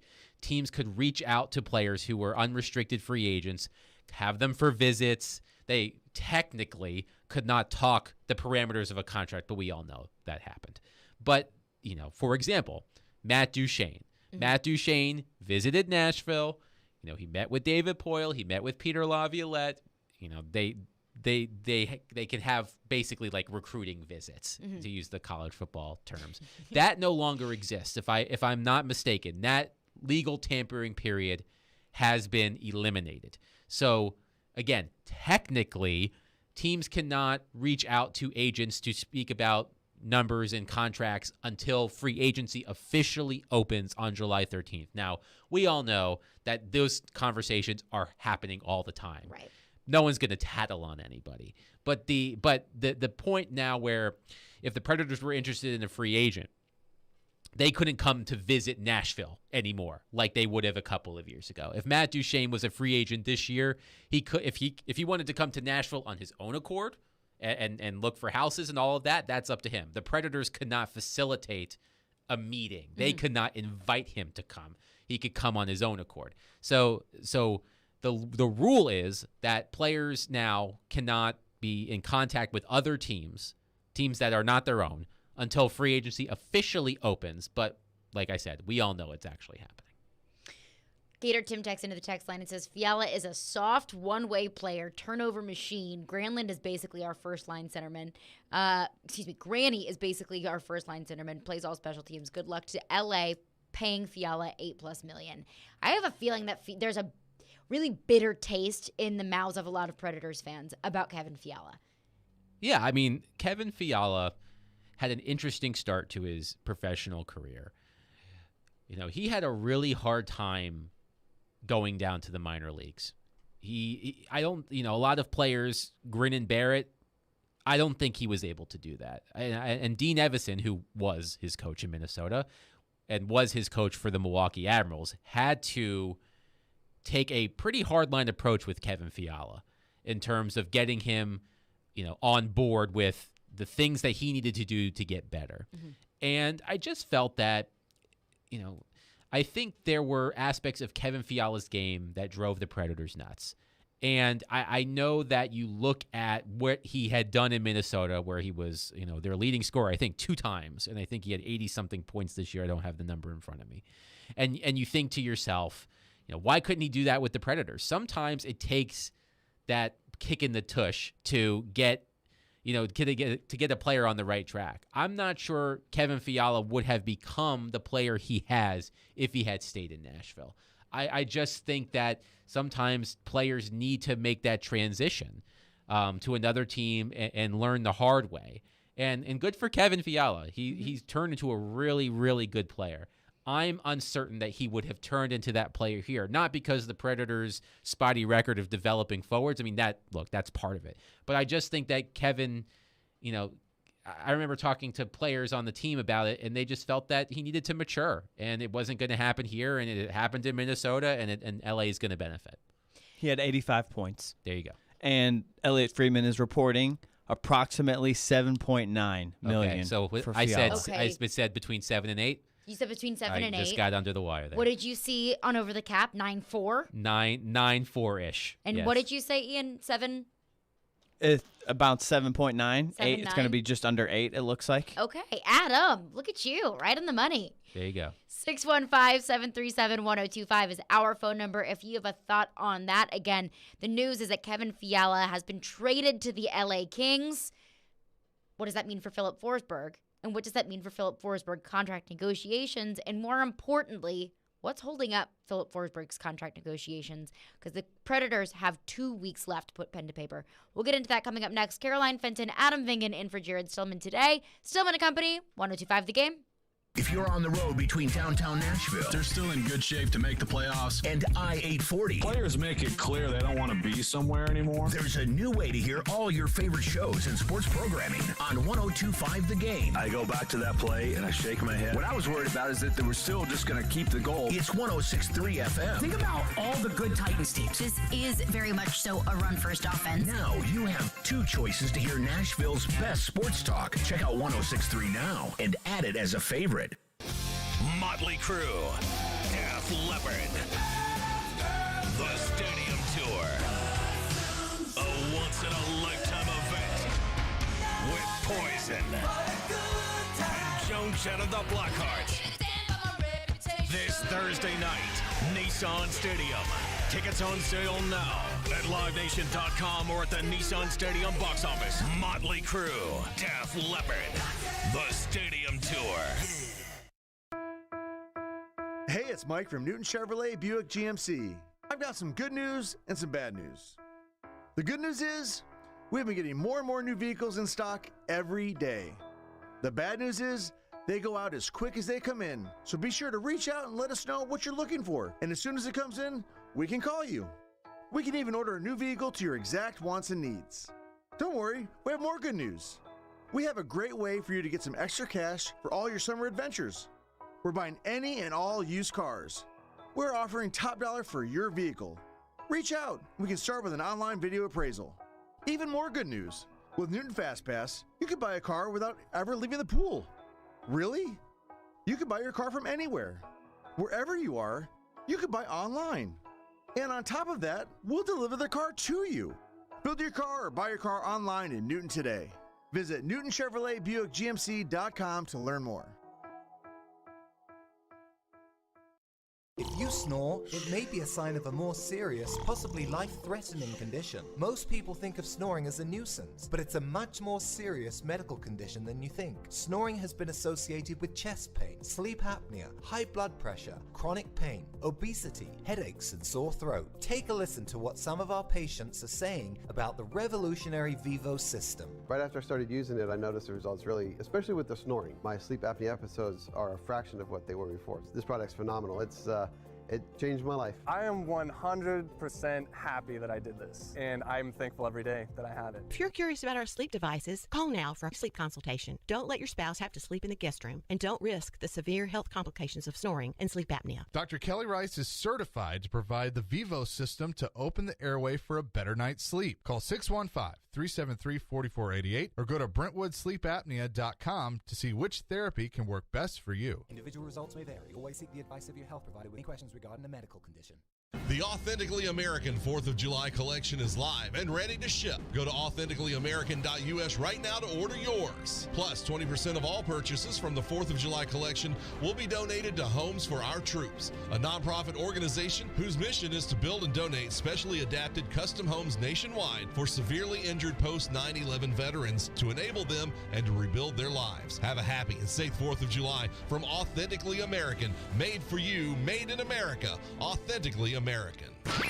Robbie and Rex Road here on ESPN. Welcome into the DDC. Stillman Company is delivered. There's a new way to hear 102.5 The Game. Nashville's best sports talk on 106.3 FM. From downtown Nashville to Spring Hill on I-65 and to Murfreesboro on I-24. You now have two choices to hear our great sports programming. Get the extra point, no problem. And the Nashville Predators. Scores! Check out 106.3 now and save it as a preset. Hey, it's Nashville. This is Sean Henry. You're listening to Nashville's best sports talk, ESPN 102.5 The Game. You know, you get down to this point, and I guess the gap closes and keeps getting tighter. But it's one of those things that I think, you know, it may benefit, you know, management the longer it goes. And at the end of the day, you know, Phil's going to have to make a decision. Does he want to be here, or does he want to go try and test free agency and try to go through that whole process? And I know from being through this, obviously not, you know, the numbers or term that Phil is talking about here, but it's not always greener on the other side. And but at the same time, as a player, you want to get your value. You know, he's had a great career still. You know, a young player. He's in the prime of his career, so I understand he wants to maximize his value because, you know, at the end of the day, this is, you know, one shot at this, you know, that big contract that he's earned. So I still think it's going to be done, but this is the I guess the standoff, if you will. These two guys, just Forsberg and the organization, throwing their cards on the table and then just waiting down to the last minute so each side can get the best deal possible. It's just the way it goes. That was Chris Mason today on the Midday Show saying, hey, maybe that's what Forsberg is wanting to do, is hit the market and see what he's worth on the market. But C-May said there, I still think a deal is going to get done. Adam, you said you think a deal is going to get done. I think a deal is going to get done. I would say a majority of people on this station think that a deal is going to get done, but this is the information that we know. As reported by Jared yesterday from reputable sources, that trade protection is not an issue, whether that it's on his contract, whether that it's already negotiated, that it's not a problem, but that is what is holding up the contract negotiations. Now, could it be money? Could it be the difference between, let's say Forsberg camp wants 9.5, the Predators want 9.2. I have a hard time thinking that it would come down to this point if it was negligible difference between the AAV, and it very well could be. But let's say money could be an issue. Do you think that hitting the free agent market is even on Philip Forsberg's mind at this point? Could he still be wanting to shop around and see what other offers are out there? Oh, I forgot to say this on the last segment. I was talking about Gabriel Landeskog. Oh, yes. So the tweet that the Avalanche sent out announcing the signing last year came at 10:43 p.m. Central. So 11:43 p.m. Eastern, which was 16 minutes before the deadline, basically. 17 minutes before the deadline. If it comes down to minutes before the deadline with Philip Forsberg, I think you're going to see a whole lot of sweat in the city of Nashville. Yeah, and it's already... Including on this show. It's already pretty sweaty. It's already pretty hot in here. Yeah. So yes, I said a few minutes. It ended up being about 15 minutes. So forgive me. But one thing that I think that when we talk about contracts, the things that we are most concerned with are the cap hit and trade protection, whether it's a no movement clause, a partial no trade, a modified no trade clause, a full no trade clause, whatever. There are other aspects of contract negotiations in the NHL that don't necessarily affect the cap hit, and things that most people are probably either unaware of or don't care about that play into this. I mean, contract structure is important. Mm-hmm. For example, the Predators are not keen on signing bonuses. So, for example, I looked this up before the show. I hope I remember this correctly. Roman Jossi's base salary, so Roman Jossi's cap hit per season is $9.059 million. Roman Jossi's base salary for the upcoming season, the 2022-23 season, is $750,000. He is receiving a $9 million signing bonus this season. So on the first day of the league year, which I believe is when these bonuses are paid out, Roman Josi is going to get a check for $9 million. So during the season, wow, he's only going to make $750,000 because, but he's still, a good, making a ton of money. Right. But, sometimes that structure is something that holds this up, because there are contracts like Ryan Johansson's contract, for example. He has an $8 million cap hit, and I believe every year he makes $8 million. That's pretty clean and simple. Not every contract is like that. There's signing bonus money and things of that nature. And the thing about signing bonus money is that makes those contracts buyout proof, because the players are getting their money up front. So the team isn't saving a ton of money if they decide to buy out a contract. So sometimes players like to get that big signing bonus money to prevent teams from targeting them for a buyout down the road. So although a signing bonus isn't going to affect the cap hit, well, it does, but in terms of how it fits into the cap and whether it's not there's trade protection, that's what we as fans, media members, that's what we care about. But the structure of the contract is also important. So again, it might be a matter of Forsberg's camp wants more upfront signing bonus money. The Predators do not want to give him upfront signing bonus money. Again, that's completely hypothetical.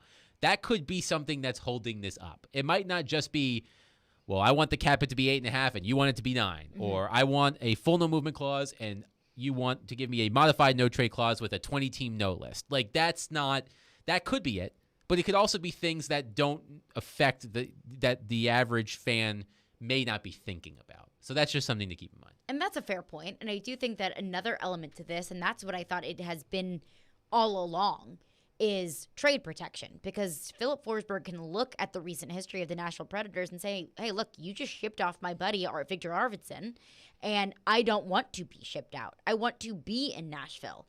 I think that desire of Philip Forsberg to be in Nashville is almost a double-edged sword, because Predators fans can feel more comfortable knowing that Philip Forsberg wants to be here and is willing to negotiate a deal to stay here. But there's also a caveat that he wants to stay here. He doesn't want to be shipped out. He does not want to be traded. He wants to finish up his career, and I'm making an assumption, but he wants to finish up his career in Nashville as a Nashville Predator. So that is another, it's a positive thing and a negative thing in terms of negotiations. I know David Poile doesn't like to give out no movement clauses or trade protection, but at this point you have a history of 4 Nashville Predators with at least some sort of trade protection. Jared said yesterday that trade protection is not an issue. Where do you think the trade protection could lie? Is David Poile putting his foot down and saying, no, I'm not doing it? I did it for Roman Josi. I did it for Pekka Rinne. I did it for Matt Duchene because I wanted him in this team so badly? Or is it we're willing to grant it, and we know that when we give it to Philip Forsberg, we are no longer a team that does not offer trade protection? Well, look, I commend David Poile for holding firm on this for a long time, because there are teams that are in bad circumstances roster-wise because they give out no movement clauses like Halloween candy. Right. And I remember when the Predators re-signed Roman Josi, and it came with a full no movement clause throughout the duration of the contract. I asked David Poyle if, because that was Roman signed in October 2019, so that was after they signed Matt Duchene and gave him a modified no trade clause, which, by the way, does not kick in until not this coming season, but the season after. Mm-hmm. So Matt Duchene does not have any trade protection this upcoming season. I remember asking David Poyle, you gave Matt Duchene a modified no trade clause. You're giving Roman Josi a no movement clause. Does that mean you're going to loosen your stance on this issue? And he said, basically, no. Mm-hmm. So that was 3 years ago. Things can change. You're right. Victor Arvidsson did not have trade protection. He's gone. Ryan Ellis did not have trade protection. Mm-hmm. He's gone. PK Subban's an interesting one because he did have trade protection when in the contract that he signed with the Montreal Canadiens. And at the time, teams, if a team traded for a player that had trade protection, the acquiring team had the choice whether or not to honor that trade protection. So when the Predators traded for PK Subban, they could have chosen to either honor PK Subban's no movement, I think it was a no movement clause, or trade protection of whatever kind, and allow that to continue in Nashville, or they could say, no, we're waiving it. If he comes here, he has zero trade protection, and that's what they did.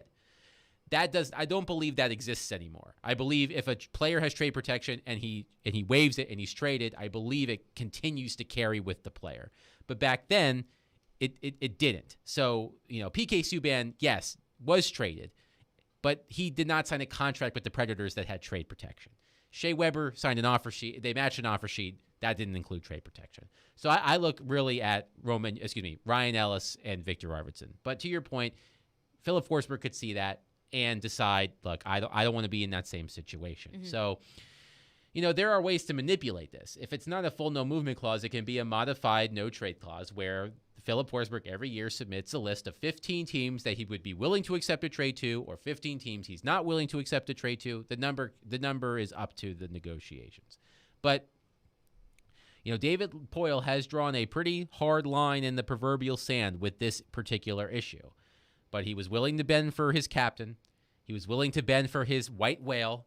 And I have to imagine that he's going to have to be willing to bend for the greatest forward to ever play for his franchise. I just have a hard time imagining a situation where Philip Forsberg re-signs with this team and he does not have some sort of trade protection. 615-737-1025 is our phone number. We'll get your thoughts on Philip Forsberg's contract negotiations, what you want to see happen with his contract. But coming up next, I want to talk about how much pressure David Poyle feels to get this deal done. We'll get into that coming up next. Caroline Fenton, Adam Vingan in for Jared Stillman. It's Stillman & Company on 102.5 The Game. Join Chase McCabe for Chasing Checkers every Sunday morning at 8 for all the news in the world of motorsports. Joey Logano gets the very first victory in the next-gen car while hearing from the big names. Two-time champion Kyle Busch. Being able to bring NASCAR, the Cup Series, back to Nashville is cool. It's Chasing Checkers, presented by Ample Collision Centers and the Nashville Fairgrounds Speedway. On ESPN 102.5 and 106.3 The Game. And the Game Nashville app. From the Fox 17 News Code Red Weather Center. I'm Fox 17 News Code Red meteorologist Dan Guthrie. Mostly sunny and hazy this afternoon with an air quality alert out for ground level ozone. High temperature 94, heat index upper 90s. This weather report brought to you by Hiller Plumbing, Heating, Cooling, and Electrical. Call the Happy Face Truck today. The Jack Harlow meal from KFC is here. Try Jack's favorite meal from KFC. Order your Jack Harlow meal on the KFC app. That's finger-licking good. Prices and participation may vary. Tax and substitutions extra. Celebrate July 4th with huge deals from Electronic Express. Save big on summer necessities from brands like Charbroil, Yeti, Samsung, GE, Sony, and more. Electronic Express has huge savings in every department. Computers, appliances, 4K TVs, smart home, furniture, and more. Save up to 40% on all appliances with up to 36 months free financing. Shop in-store or online at electronicexpress.com and get free express delivery on most items. Electronic Express. We make it happen. Hi guys, it's Andrew with Hillside Medical Clinic. Is erectile dysfunction damaging your relationship? Are you sick of the pill and all the side effects? Well, welcome to the future. We have a major medical breakthrough.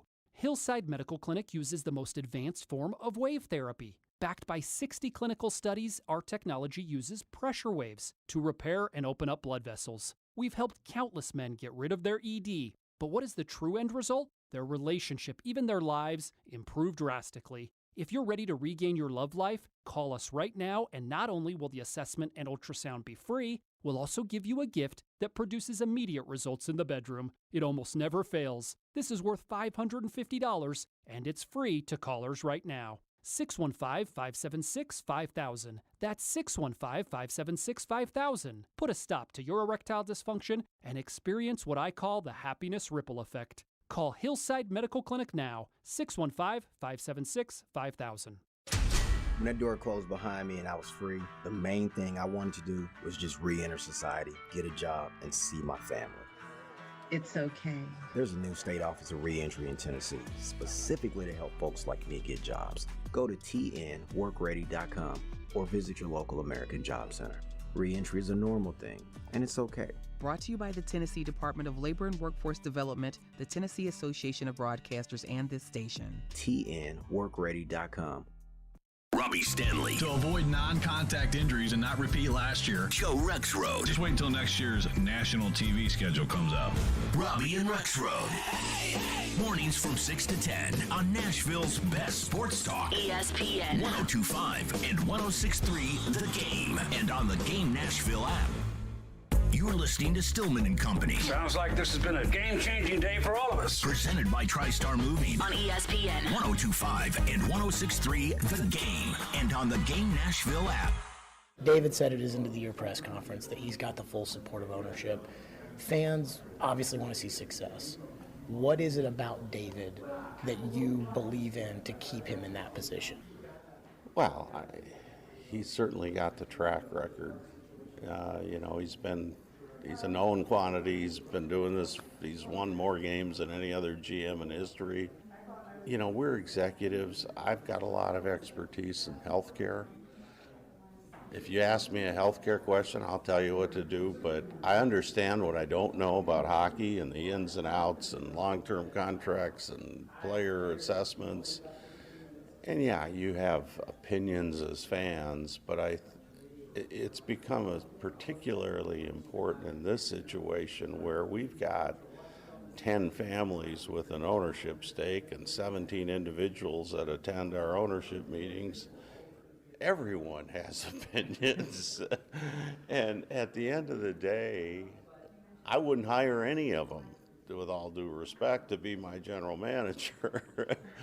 I mean, we've come to appreciate that while we all have opinions, David's the hockey expert in the room, and I want him to hear our opinions. But at the end of the day, he's got to make those calls, and he's got to make those decisions. And it's not something that we should be doing, or even if we could. That was Predators chairman Herb Fritch last week saying, hey, David Poyle's the hockey guy. I'm not a hockey guy, and I fully trust David Poyle in his runnings of the hockey operations, and 99.99% of the time, I appreciate an owner or a chairman or whoever that might be of a team that is able to say, hey, look, I'm hands off. I hired my general manager, and that general manager hired that head coach to run the team as they see fit. I don't want an owner of my team like the New York Mets, for example, who goes to Twitter and just goes on a complete tirade about how he feels about the team and the way that the general manager is running it. So I appreciate Herb Fritch and that way that he's saying he can acknowledge what he doesn't know and gives David Poyle full reign of the team. But I think there's almost a caveat to that as well, that I almost wish Herb Fritch was able to kind of say, hey, be able to move David Poyle or, to be able to have discussions with David Poyle about the way that the hockey team is going. But my number one question is, how much pressure do you think David Poyle feels to get this deal done? Because after listening to Herb Fritch, one could argue that it doesn't matter what David Poyle does, not just with the Philip Forsberg negotiations, but moving forward, any future moves or future deals that David Poyle might make with the team, that Herb Fritch says, hey, we fully trust David Poyle with the hockey operation, so David Poyle could have job security no matter what moves are made, no matter if he fumbles the bag with Philip Forsberg. So you could argue that David Poyle doesn't feel any pressure to get this deal done because he has job security. That's an argument that Jared was making yesterday in Jared versus Joe, and Joe's side of it was, and this is where I fully agreed with Joe, that David Poile feels pressure other than just job security to get this deal done, that David Poile has been in this position long enough that he feels the pride of this job, and he has pride in the way that this team performs, and he feels pressure from the team, from the fan base to get this deal done with Forsberg and to make this team a cup contender. David Poile very much so is chasing a Stanley Cup, as he should be, and I think he understands, at least for the most part, he understands that you're not going to win a cup in 2022-2023 without Forsberg. You might not win one with him, but you're sure as heck not going to win one without him. So my question for you, Adam, is even if he has job security, do you think that how much pressure do you think David Poile feels to get this deal done, if at all? I'm sure he feels a tremendous amount of pressure. And as a quick aside, I was slightly incorrect on my PK Subban trade assertion before. He did have a full no movement clause. It had not taken effect at the time that the trade was. I believe it was, I think we're sitting at the 6-year anniversary today, June 29th, 2016. That is correct. Happy trade day to PK. 6 years ago today, the Predators traded for PK Subban. I can't believe it's been 6 years. But wow, what a day. But ask Robbie Stanley about that. He was at Five Guys, he famously tells me. But nothing like a burger with the side of a PK trade. Right. So Subban had a no movement clause that had not yet taken effect. He was traded. The Predators chose not to honor that no movement clause when he came to Nashville. Then he was traded to the Devils. The no trade took effect July 1. Yes. So they beat it just by a day or two. Which is so savage. Like, look, you're going to have all the security in the world in 2 days, but sorry, we're shipping you off. That, I think, is such a savage move by the Predators. Well, anyway, back to your actual question. Look, I broke this down after the season ended. David Poile has, as a general manager, has been to the Stanley Cup playoffs more than any executive in NHL history. He has been to 29 postseasons as a general manager between his time with the Nashville Predators and the Washington Capitals. 1 for 29 in getting to the Stanley Cup final, 2 for 29 in getting to the conference finals. I mean, as Herb said in that clip, that in his interview with Jared, David Poile is the winningest general manager in NHL history, both in terms of regular season wins and combined regular season and postseason wins, if I'm not mistaken on that second part. But what does that really mean if he never wins a Stanley Cup? He's had incredible longevity, and that is to be revered in some cases. I have famously said in the past that David Poile has the job security of a Supreme Court justice. I love that. So we use that frequently on the show, Adam. We do give you a credit for that, so thank you for bringing that too. I am creative from time to time. Appreciate that. But his longevity is something to be revered in some respects. But David Poile does not want to go down in history as the winningest GM to never win a championship. I mean, plain and simple. Always a bridesmaid and never a bride. And that is why I have to imagine that he is not interested in undergoing a full rebuild now. And I believe that the two of us and Jared as well are in agreement that this team is not going to get better until it allows itself to get worse. But David Poile is not willing to do that. And I can see his point of view, though I disagree with it. I think that sort of what I touched on earlier, there is pressure for this team to continue to make the postseason and have a chance to compete for the Stanley Cup. I believe the anything can happen. It's not quite a fallacy, but it's less true than everybody makes it out to be. So I understand that making the postseason in 8 consecutive years is something that they hang their proverbial hat on, but how much does it matter that you make the playoffs every year if you're going to sneak in as a wild card team and get stomped by the eventual Stanley Cup champion? And that's why I get so frustrated when I hear that argument, not just by David Poile, but by a lot of Predators fans, is how can you be upset when you're making the playoffs? And my response to that is, if you're going to the playoffs knowing that you're going to lose, what's the point? I'd rather not even make the playoffs, work on the areas of the team that need to be worked on, and then work your way back into the playoffs when you feel a little bit of optimism, or at least more optimism than I hope we don't get swept, which is how I felt this past season when the Predators were facing the Colorado Avalanche in the first round of the playoffs. And look, when the trade deadline occurred and David Poile decided not to trade Philip Forsberg, I understood, even if I disagreed, I understood his logic.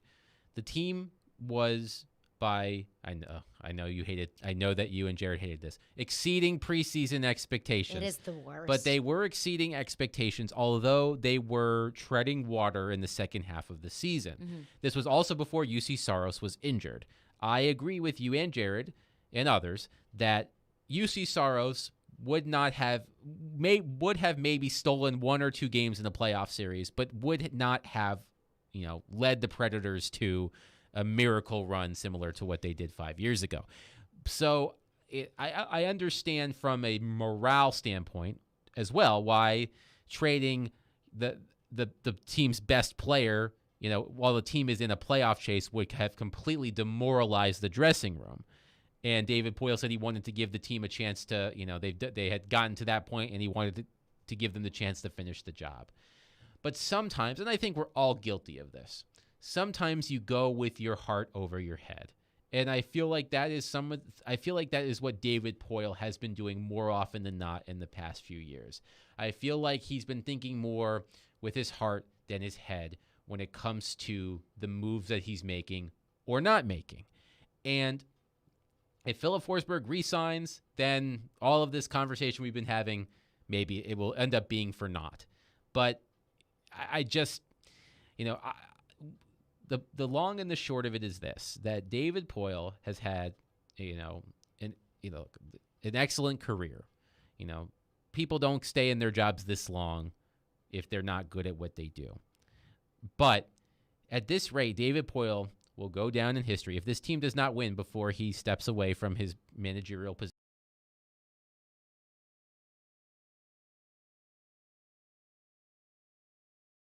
And David Poile is a mild-mannered guy, but man, he is uber competitive.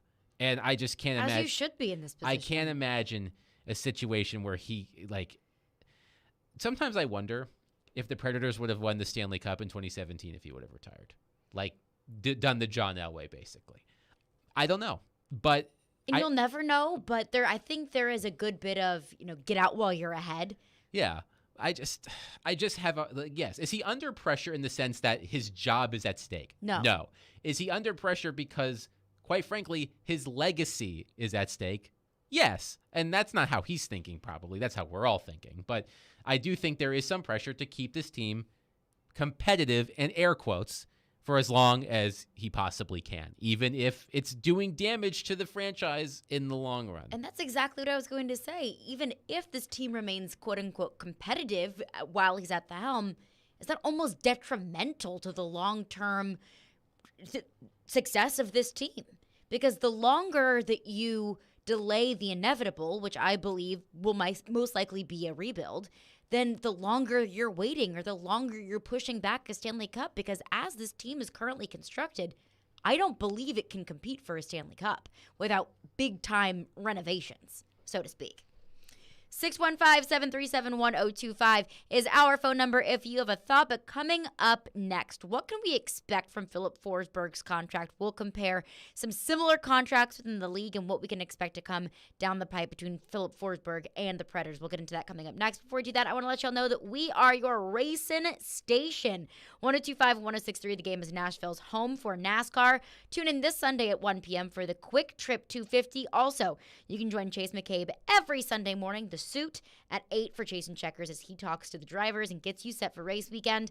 NASCAR on 102.5 and 106.3. The Game is presented by Nashville Fairgrounds Speedway. You love the game. Duchesne scores! Titans touchdown! We live the game. They did not make the playoffs. Coaches are figuring out what his role is. We are. Terang, it's a high fly ball. Learn a new offense. Awesome game. Checker flag in the air. The Game. Nashville's best sports talk. ESPN. 102.5 and 106.3 The Game and the Game Nashville app. ElectronicExpress.com. We make it happen. At the law office of Amanda J. Gentry, we are committed to defending your rights. We have a team committed to helping you navigate the court system, whether you've been accused of a crime or you're going through a messy divorce and custody. Call our team to help you navigate this system. We are here to protect your rights, to demand your rights, to enforce your rights. 615-604-6263. 615-604-6263. AmandaJGentry.com. Hey folks, Joe Rexrode here inviting you to Go Yard all June long with $5 Dinger Tuesdays on FanDuel Sportsbook. This season, all customers will get $5 for every home run hit by both teams when you place a $25 to hit a home run wager on the Tuesday MLB games. Best part about Dinger Tuesdays is even if your bet loses, FanDuel is going to pay you $5 for every home run. In that case, I would probably gravitate toward Aaron Judge. Is that too obvious? Maybe it is, but hey, go where the numbers are, folks. Get your home run pick in. Don't wait any longer. Pick it. Turn big swings into big wins. There's no place better to bet America's pastime than on America's #1 sportsbook. Easy, fast, safe, tons of betting options. Head over to your FanDuel account or download the FanDuel Sportsbook app and sign up using promo code Joe102. Again, that's promo code Joe102 for $5 Dinger Tuesdays. You must be 21 or older and present in Tennessee. Bonus issued is now a double site. Credit expires in 7 days. Max bonus $25. Restrictions apply. See full terms at sportsbook.fanduel.com. Gambling problem? Call the Tennessee Red Line, 800-889-9789.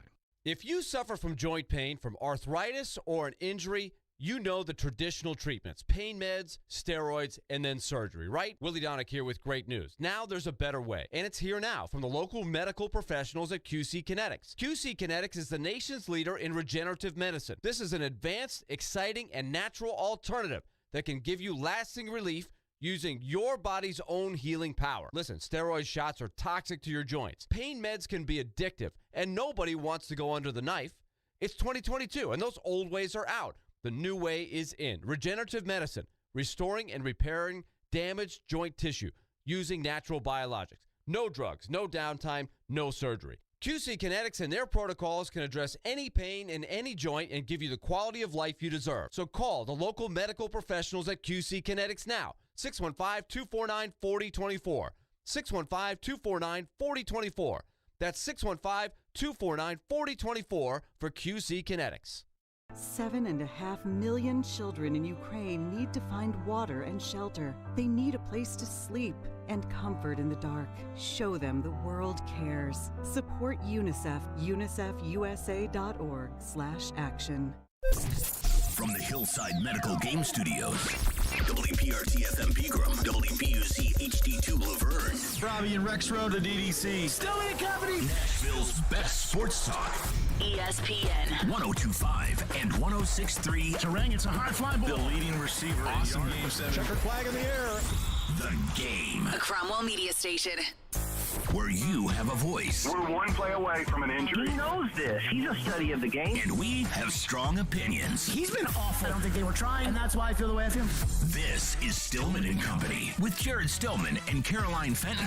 Presented by TriStar Moving on Nashville's best sports talk. ESPN 102.5 and 106.3 The Game. And on the Game Nashville app.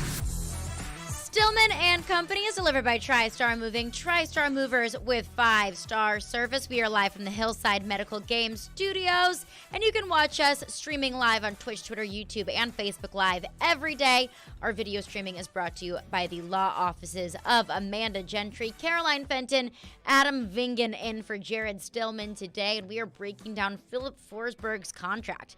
Exactly what is holding up the contract negotiations, exactly how much pressure might David Poyle feel or might not he feel to get this deal done. But in order to predict what's going to happen, it's easiest to look back on what has happened. We see it all the time in the NFL. A lot of upcoming contracts are decided by contracts that have already been signed. We've seen it with A.J. Brown. Once Christian Kirk signed his deal, A.J. Brown wanted more money. Once Aaron Donald signed his contract with the L.A. Rams, we were looking at Jeffrey Simmons to say, okay, now I want more money from the Titans. Now that's the kind of contract that I want to sign. So Adam and I looking back at some contracts that have been signed to kind of try and predict what Philip Forsberg could potentially sign for using capfriendly.com. I did not mute myself there. I want to make sure Did not pull a Joe Rex. No, I don't want to do. I want to do better than Joe in that regard. So Joe, notorious muter. I almost failed, but I caught myself at the last second. I mean, so we're 2 hours in. That's pretty impressive. Yeah. So Cap Friendly has Cap Friendly is awesome. It's an invaluable tool for those of us that have covered hockey. They have a comparable tool, and you can input things like the type of contract, whether it's a standard contract, entry-level contract, the position a player plays.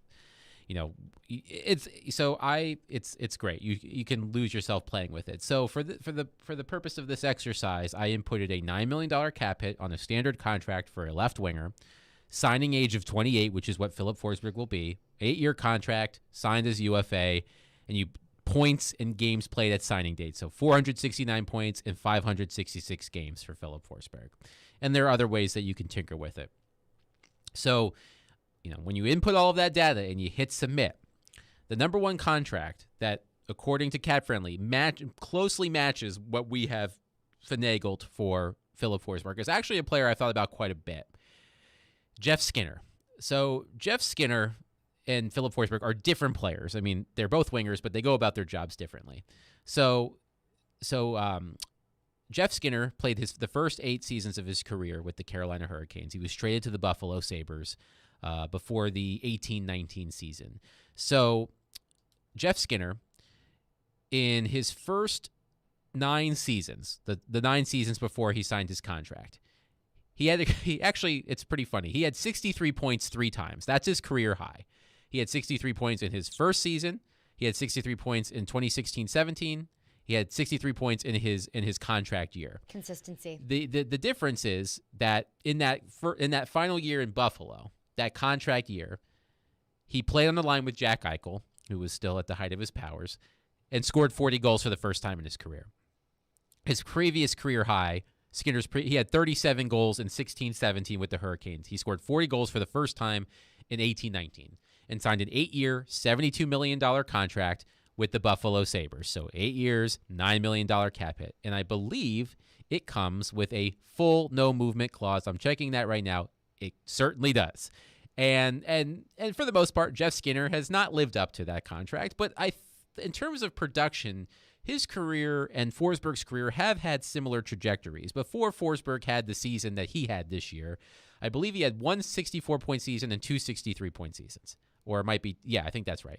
So they had similar production, and then Forsberg had his huge season this year with 40-plus goals. He had 80-plus points, though. Skinner only had 63. And when you break it down by points per game over the course of their careers and goals per game and points per 60 and all of that stuff, Forsberg has been slightly more productive, I think, than Jeff Skinner. Jeff Skinner, I think, had played 661 games at the time he signed. Forsberg's at like 566. I think that's right. So about 100-game difference. And Forsberg has had, a very productive career. So to me, I've always thought about Jeff Skinner in the sense that, they were productive, not incredibly. They had 60-point seasons. Then in their contract year, they hit it big. They both scored 40 goals for the first time, and then Skinner got paid. The next contract, and I limited this to UFA contracts as well, obviously, and contracts that were signed during the current CBA. So Skinner was number 1 at 85% according to Cap Friendly. Number 2 at 77.3% was Steven Stamkos, who signed 6 years ago today, June 29th, 2016. He was 26. He was 26, 8-year contract with an $8.5 million cap hit. I think we can all agree that sounds low. It was a bit of a hometown discount for Steven Stamkos because I think we can all agree that Steven Stamkos is a better player than Philip Forsberg. Yes. I don't think there's any argument I don't there. think that's a stretch. And Stamkos, also lives in the state with no state income tax, right? Florida. As does Forsberg. So that plays into that. So Skinner was number 1, Stamkos number 2. Number 3 was Jakub Voracek in July of 2015. He was 25. He signed an 8-year contract with the Philadelphia Flyers. Now he plays for the Columbus Blue Jackets, $8.25 million. And then Jamie Benn, July 15th, 2016, 27. It was 27, 8-year contract with a $9.5 million cap hit. That contract has not aged well.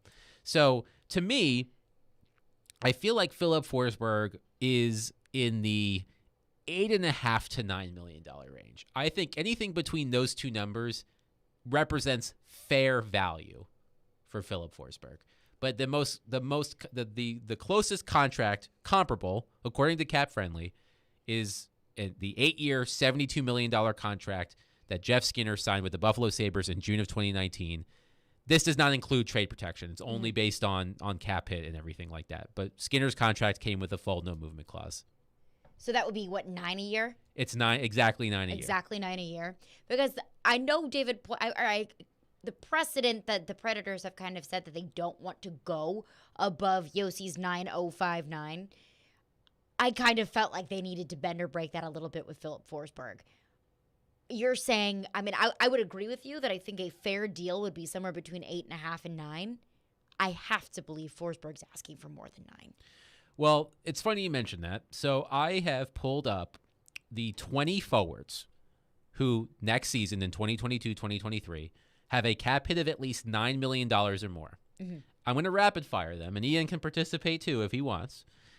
I'm just going to name the player, and you tell me yes or no, is this player better than Philip Forsberg? Okay. Does Ian want to play, or is he busy? I'm in. All right. I'm just going from top of the list down. So it's like word association. We're going to go fast. Connor McDavid. Better. He's better than Philip Forsberg. Yes. Oh, yes. Artemi Panarin. Better than Forsberg. I would agree. Austin Matthews. Better than Forsberg. Definitely. John Tavares. Better than Forsberg. Probably so. Mitch Marner. Yes. Jonathan Taves. Better. Not so much anymore. That's an iffy one because Taves is used to be maybe probably. Now he's had some health issues. He's not the same player, but he's Jonathan Taves. Patrick Kane. Yes. Alex Barkov.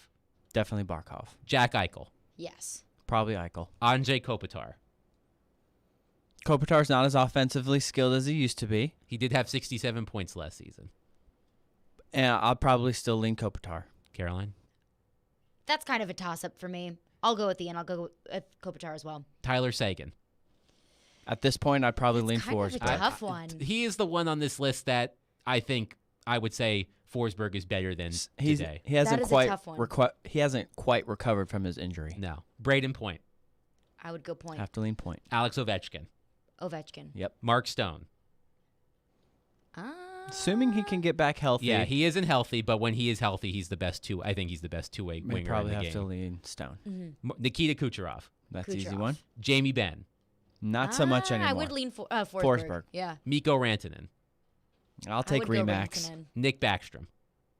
He is injured as well. He may not even play next year. He just had surgery. He's dropped off pretty significantly over the last couple of years. I'd probably lean Forsberg. Kirill Kaprizov from Minnesota. Yeah, Kirill's the real deal. And Jeff Skinner.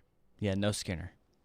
So of those 20 players, the ones that we kind of hedged on were current day Jonathan Taves, because he hasn't been the same player over the past couple of years. He's injured. Mm-hmm. You guys wavered on Kopitar a little bit. I'm firmly in the Kopitar is better than Forsberg camp. Tyler Seguin, we all kind of agree. It's funny because the two players on this list that I think we are most confident in that Dallas. Forsberg is better both play for the Dallas Stars. So I would say of those 20, at least 17 are better than Philip Forsberg. And now some of it is different. Some of these contracts have been signed at different times, so there's a caveat in that.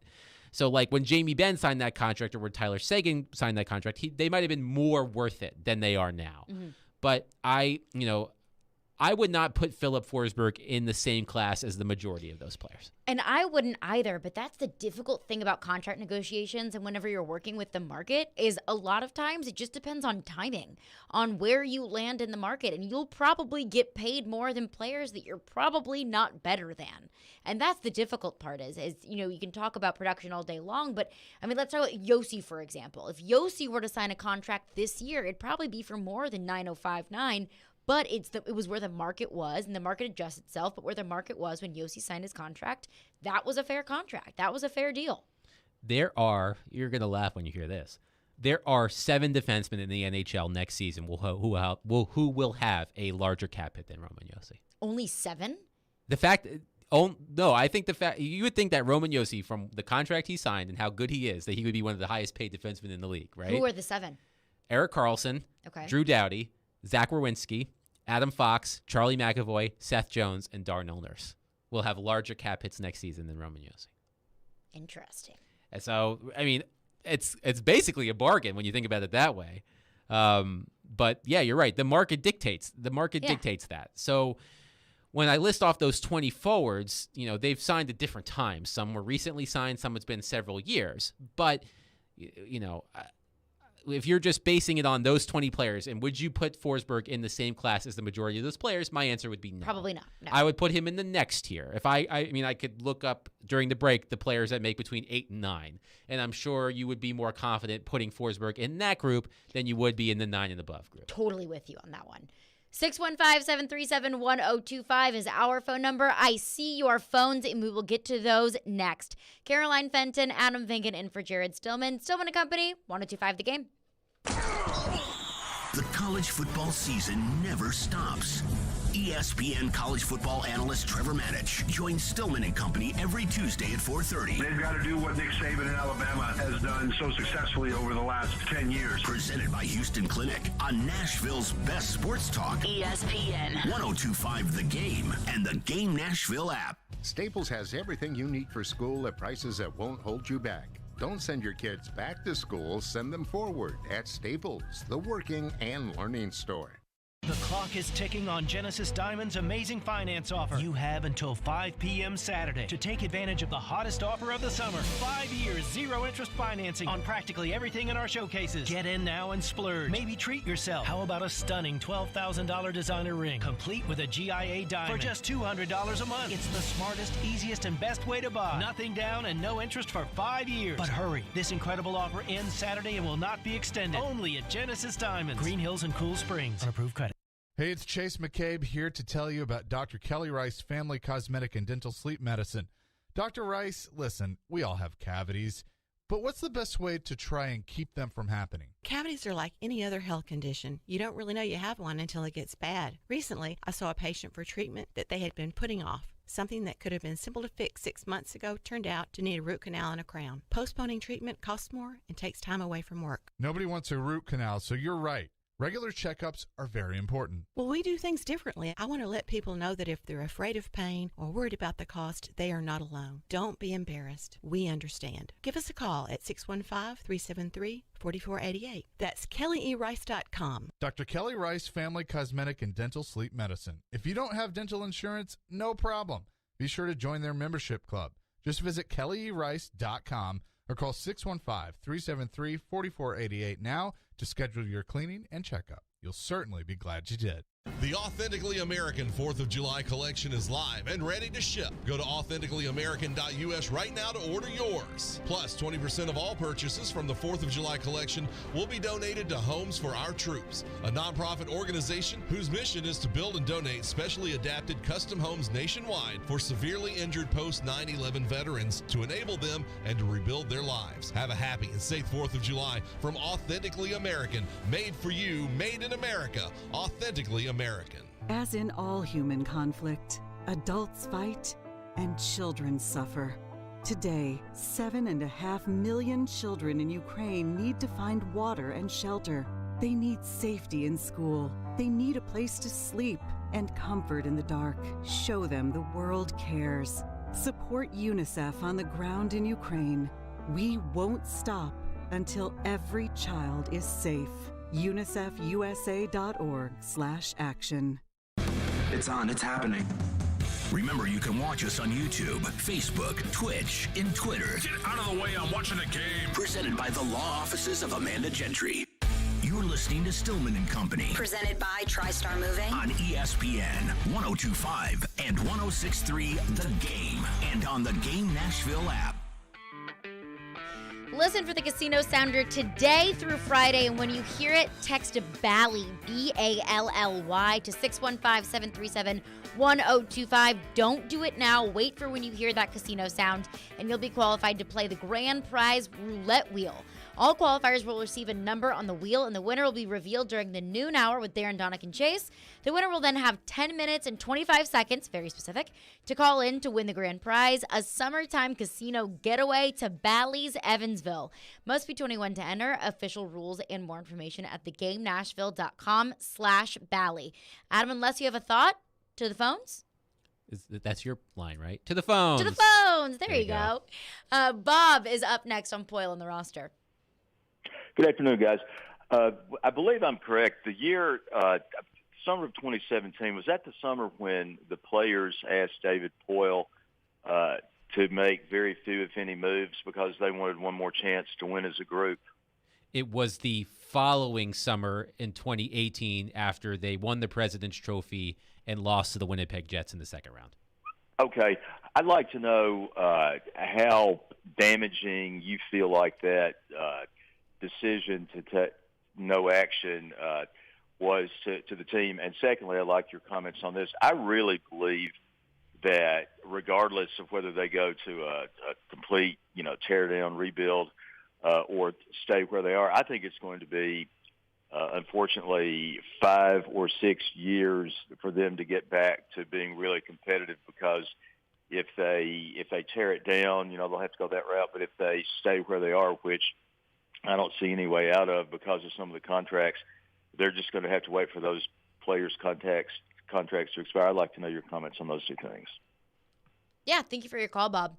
And I think that timeline depends on what David Poyle, where he is, because I think that clock starts to tick whenever you have a general manager that's willing to do what it takes to build a team that can compete for a Stanley Cup. David Poyle has already come out and said that he does not want to rebuild. Now, will he bend or break on that sentiment? I'm not sure. But where it stands right now, David Poyle does not want to rebuild.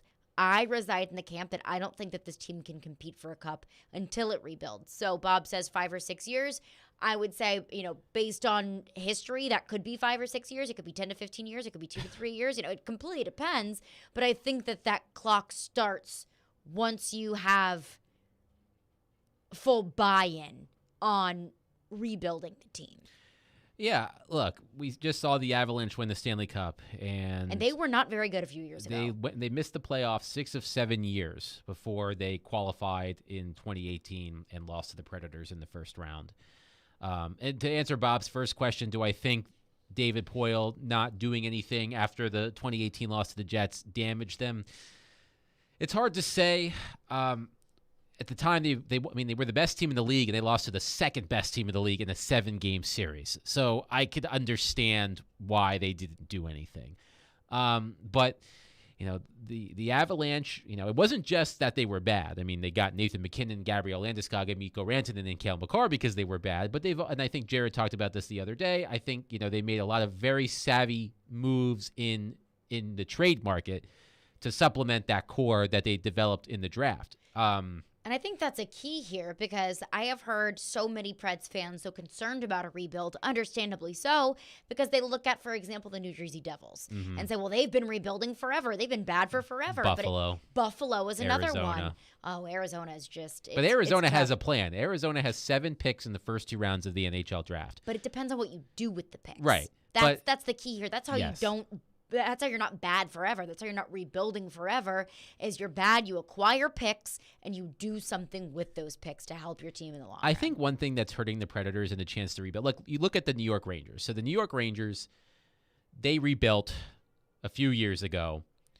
They traded Rick Nash. They traded Ryan McDonough, JT Miller, Matt Zuccarello, Derek Stepan. But a lot of those players were coming near the end of their contracts. I don't think a lot of them had I don't know if they were all rentals, but I think maybe only some had maybe 1 or 2 years tops. The Predators don't have any don't have a lot of veteran players who have contract. I mean, Matt Duchene has 4 years left. Ryan Johansson has 3 years left. Granlund has 3 years left. Even someone like Colton Sissons has 4 years left. Mm-hmm. So they don't, if they wanted to rebuild, the time would have been when Matthias Ekholm didn't have a contract extension, or Mikhail Granlund didn't have the contract that he has now. Trading Craig Smith. That would have been the time to do that. But the New York Rangers, they knew that they weren't going to get where they needed to go. They traded all of those players. It helped that Artemi Panarin wanted to play for the New York Rangers in free agency. That's number 1. 2, Adam Fox only wanted to play for the New York Rangers. He basically, and so that helps. Right. They fleeced. The trade that brought Mika Zibanejad to the New York Rangers from the Ottawa Senators for Derek Brassard does not get talked about in terms of the most lopsided trades in recent NHL history. But that trade helped. They got some lot because look at the lottery players that they've got. Alex Lafreniere is a good player, but he's not a trend. He's not a generational player. Mm-hmm. Capo Caco, was a second pick, and he didn't even play in the game that they lost. They were eliminated in the playoffs. And Philip Hedl, he's another young player, but they're not, superstars by any stretch of the imagination, but they have Artemi Panarin, they have Mika Zibanejad, they have Chris Kreider. The Predators, their core, I just feel like they're sort of boxed into this core. They don't have a contract that's coming up that they can say, oh, we could trade this player and get something back because these guys are locked up. So I feel like in a way they're kind of stuck in not being able to rebuild for at least 2 years. Maybe they can get out of Ryan Johansson's contract then. But I just, their contract situation, it makes it difficult for them to rebuild. We'll go back to your phones. Phone lines driven by WilsonCountyHyundai.com. Rob is up next on Forsberg. Hey, thanks for taking my call. When I sat in the car about 7 minutes ago and you guys were discussing numbers, and I got all excited. I'm like, oh, my gosh, Philip Forsberg signed. And then as you went on, oh, no, you're discussing the numbers because we haven't got a deal. Why don't we have a deal? Why don't we have a deal? Like, Grandpa Poyle has to get something done here. And we don't have a deal. Meanwhile, I sit around lamenting the fact that we probably could have got 2 first-round draft picks and a serviceable forward for Forsberg, and we don't have anything, and we are completely over a barrel. And not signing Forsberg for this coming year means that we put ourselves in another scene of worse than mediocrity for the next 4 or 5 years. We have 3 to 4 years left on Johansson and Duchesne, and Lord knows what they're going to do over the next 2 or 3 years. And thank you for your call, Rob. And I think that's a question that, it's a question that I've asked you. Why is there not a deal done? And, talking about what you could have gotten in return for Philip Forsberg is useless at this point. And I think talking about, what happens, what can the Predators get if they don't sign Philip Forsberg, I don't think is a conversation for June 29th. I think that was a conversation for February. And that was a conversation that we did have because you're not getting anything in return for Philip Forsberg. And that's exactly why I do think they will sign Philip Forsberg. So what's holding it up? Jared reported yesterday, it's not trade protection, which I thought from the get-go, from the jump, that's what it was, because that's what made sense to me, that Philip Forsberg did not want to be shipped out like Victor Arvidsson, like Ryan Ellis. But, I asked that question to you, Adam, and you said money, and I think I don't think there's anything else that it could be other than money and specifics of contract. Yeah, there's a lot of that. There's a lot that goes into this, and we don't know what the specific holdup is, but like we said, we listed off the players that make the forwards who have $9 million cap hits or more, and we agreed that all but maybe 2 or 3 of those players are better than Philip Forsberg. Right. And just for kicks and giggles, I pulled up the forwards that make between $8 and $8.999 million per season on their cap. Sidney Crosby, Mika Zibanejad, Leon Draisaitl, Steven Stamkos, Sebastian Aho, Blake Wheeler, Jakub Voracek, Brady Tkachuk, Tomas Hertl, Jack Hughes, Matt Duchene, Logan Couture, and Ryan Johansson. And some of the players on that list, Stamkos, Sidney Crosby, those are hometown discounts, and those are players that are better than Philip Forsberg. Right, and some of those players are centers, and it's hard to compare centers and wingers, right. But I firmly believe that, the way I've always seen it is this, and this has been a talking point for multiple people. Philip Forsberg is more valuable to the Nashville Predators than Matt Duchene and Ryan Johansson. So he should make more than Matt Duchene and Ryan Johansson. So it's got to be more than 8. But is he as valuable to this franchise as Roman Josi? No. I would argue no. So absolutely not. That 8 to 9 range feels like the perfect area for Philip Forsberg to lie, but I don't think that's what he wants. No, and look, we when this contract is done, and I'm sure David Poyle will talk about it, and I'm sure someone will get JP Barry to talk about it, about the inside the negotiations. And if I recall correctly, I think a sticking point in the Roman Josi negotiations, I'd have to go back and look at stories I wrote from that time. I think the trade protection was a big thing. Because a full no movement clause over an 8-year contract is not something that David Poyle had done. If I recall correctly, on Pekka Rinne's 7-year contract, I think it had a no movement to start, and then it turned into a no movement / modified no trade. So in terms of a full no movement throughout the duration of the contract, that had never been done by the Predators. And I think it was up to Roman's representation to get David Poile to realize that this is the best player you have. You got to make some concessions. And I think that's basically what's happening here as well. I mean, there is no forward that has played for this team that compares to Philip Forsberg. And I'm sure that is the point that J.P. Barry is making to David Poile every single day. And I think that's the pressure that this team is feeling as well to get him re-signed. 615-737-1025 is our phone number. We'll get back into your Preds thoughts. What should the contract be? Do you even want the Predators to re-sign Philip Forsberg? We'll get your thoughts on that as well. I've got to let y'all know that IndyCar is back. Single-day tickets for the Big Machine Music City Grand Prix on August 5th through the 7th are on sale now. Enjoy racing, live music, and one big party. Visit MusicCityGP.com to buy your tickets today. Hey, Preds fans. Running across to make the save is Sarah. You can now hear Nashville's best sports talk. The backhander, he scores! And every Predators game on 106.3 FM. Well, that was a thing of beauty. From downtown Nashville to Rutherford and Williamson counties. Duchesne with the overtime winner. Catch all the action on 102.5 and 106.3 The Game. Attention all foremen with 3 years experience. Harness LLC is your local excavation and site utilities company. We're growing and we need 5 foremen to grow with us. This is Ray Jeter with Harness LLC. Invest in a company who's going to invest in you. Go to selectharness.com to apply today. The 5 foremen we hire will receive 100% paid health coverage, vacation, and up to $6,000 sign-on bonus. Go to selectharness.com and apply today. Harness LLC. Build people, move dirt. Hey, it's Mike from Newton Ford South. I've got some good news and some bad news. The good news is we've been getting more and more new vehicles in stock every day. The bad news is they go out as quick as they come in, so be sure to reach out and let us know what you're looking for. And as soon as it comes in, we can call you. We can even order a new vehicle to your exact wants and needs. Don't worry, we have more good news. We have a great way for you to get some extra cash for all your summer adventures. We're buying any and all used cars. We're offering top dollar for your vehicle. Reach out. We can start with an online video appraisal. Even more good news. With Newton Fast Pass, you can buy a car without ever leaving the pool. Really? You can buy your car from anywhere.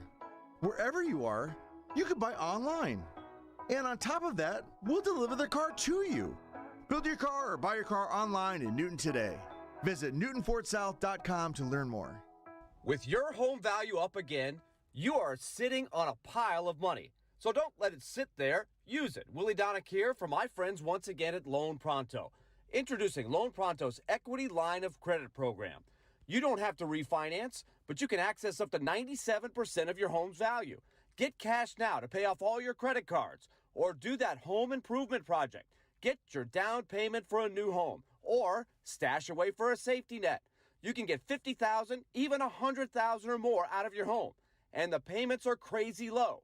Think what you could do with $100,000 right now. Loan Pronto makes unlocking your equity easy, and they can probably even waive the appraisal. Don't just let all that home equity pile up. Turn your house into an ATM machine and get the cash you need. Call Loan Pronto now, 615-499-5780. That's 615-499-5780 or go to loanpronto.com. Equal housing lender, NMLS 166-1781, subject to lender approval. Parman Tractor and Equipment is your one-stop tractor and equipment solution and Middle Tennessee's Link Belt and Takeuchi dealer. No matter how you're getting there, start with Parman Tractor and Equipment. Rent or purchase a track loader, mini excavator, large excavators for your job site, or something in between. Their service and parts team will get your work site up and running in no time. Parman Tractor and Equipment will come to you for service if needed. Visit ParmanTractor.com for more info. Your Middle Tennessee Link Belt and Takeuchi dealer, providing totally outrageous customer service. Your home for Hit City is 94.9 The Fan. Your Nashville Sounds continue their series at First Horizon Park against the Indianapolis Indians. Swing and a miss, strike 3. Sounds win. Coverage begins at 6:50. On your home for Sounds baseball, 94.9 The Fan and The Fan app. Hey Nashville, this is Vanderbilt football head coach Clark Lee. You're listening to Nashville's best sports talk, ESPN 102.5 The Game, in the Game Nashville app. David, how much of this plan moving forward is going to be dictated by the outcome of the Forsberg negotiations?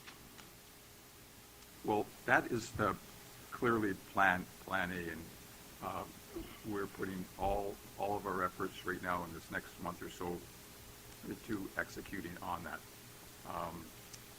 Again, discussions with Philip during the year, discussions with Philip after the playoffs, all point to him wanting him to stay there. But we have clearly conveyed that we want him, and he's a huge part of that. But I realize that he's earned that right to become a free agent, and we're just going to have to work that. Without getting into too much detail, I would hope that you would think and believe that we have plan B, C, D if this was not to work. But for today, and for the next month, or as long as it takes, we're going to concentrate on getting Philip signed. That was David Poile earlier this month. What if the Predators don't sign Philip Forsberg? Well, we've got plans B, C, and D, says David Poile. I want to get to your phones as well, but I have a question for Adam before we do all of that, because that's something that we've been discussing since we heard David Poile talk about plans B, C, and D. And what exactly do you think that could be? Because, I mean, we talk about Johnny Gaudreau, and that's a big-time cap hit. You talk about, losing Philip Forsberg and using that money that would have gone to Philip Forsberg and using that cap space elsewhere. But, I mean, I have to think that David Poile does have an alternative plan. I think David Poile, being this late in contract negotiations, I have to believe that the front office has some sort of plan, has some sort of backup that just in case all things go wrong, Philip Forsberg isn't a Predator in 2022-23, that there's a plan. I just don't know what it is. And, one thing historically, the Predators have never been big spenders in free agency. The Matt Duchene contract, which was 7 years, $56 million, so an $8 million cap hit, according to Cap Friendly, is the largest free agent deal the Predators have signed. Mm-hmm. And I'm not including re-signings in this. I'm talking about players that were not members of the Nashville Predators who were unrestricted free agents who signed with the Predators in free agency. So I'm not including Roman Josi in this, or Matthias Ekholm, or Ryan Ellis, or whatever.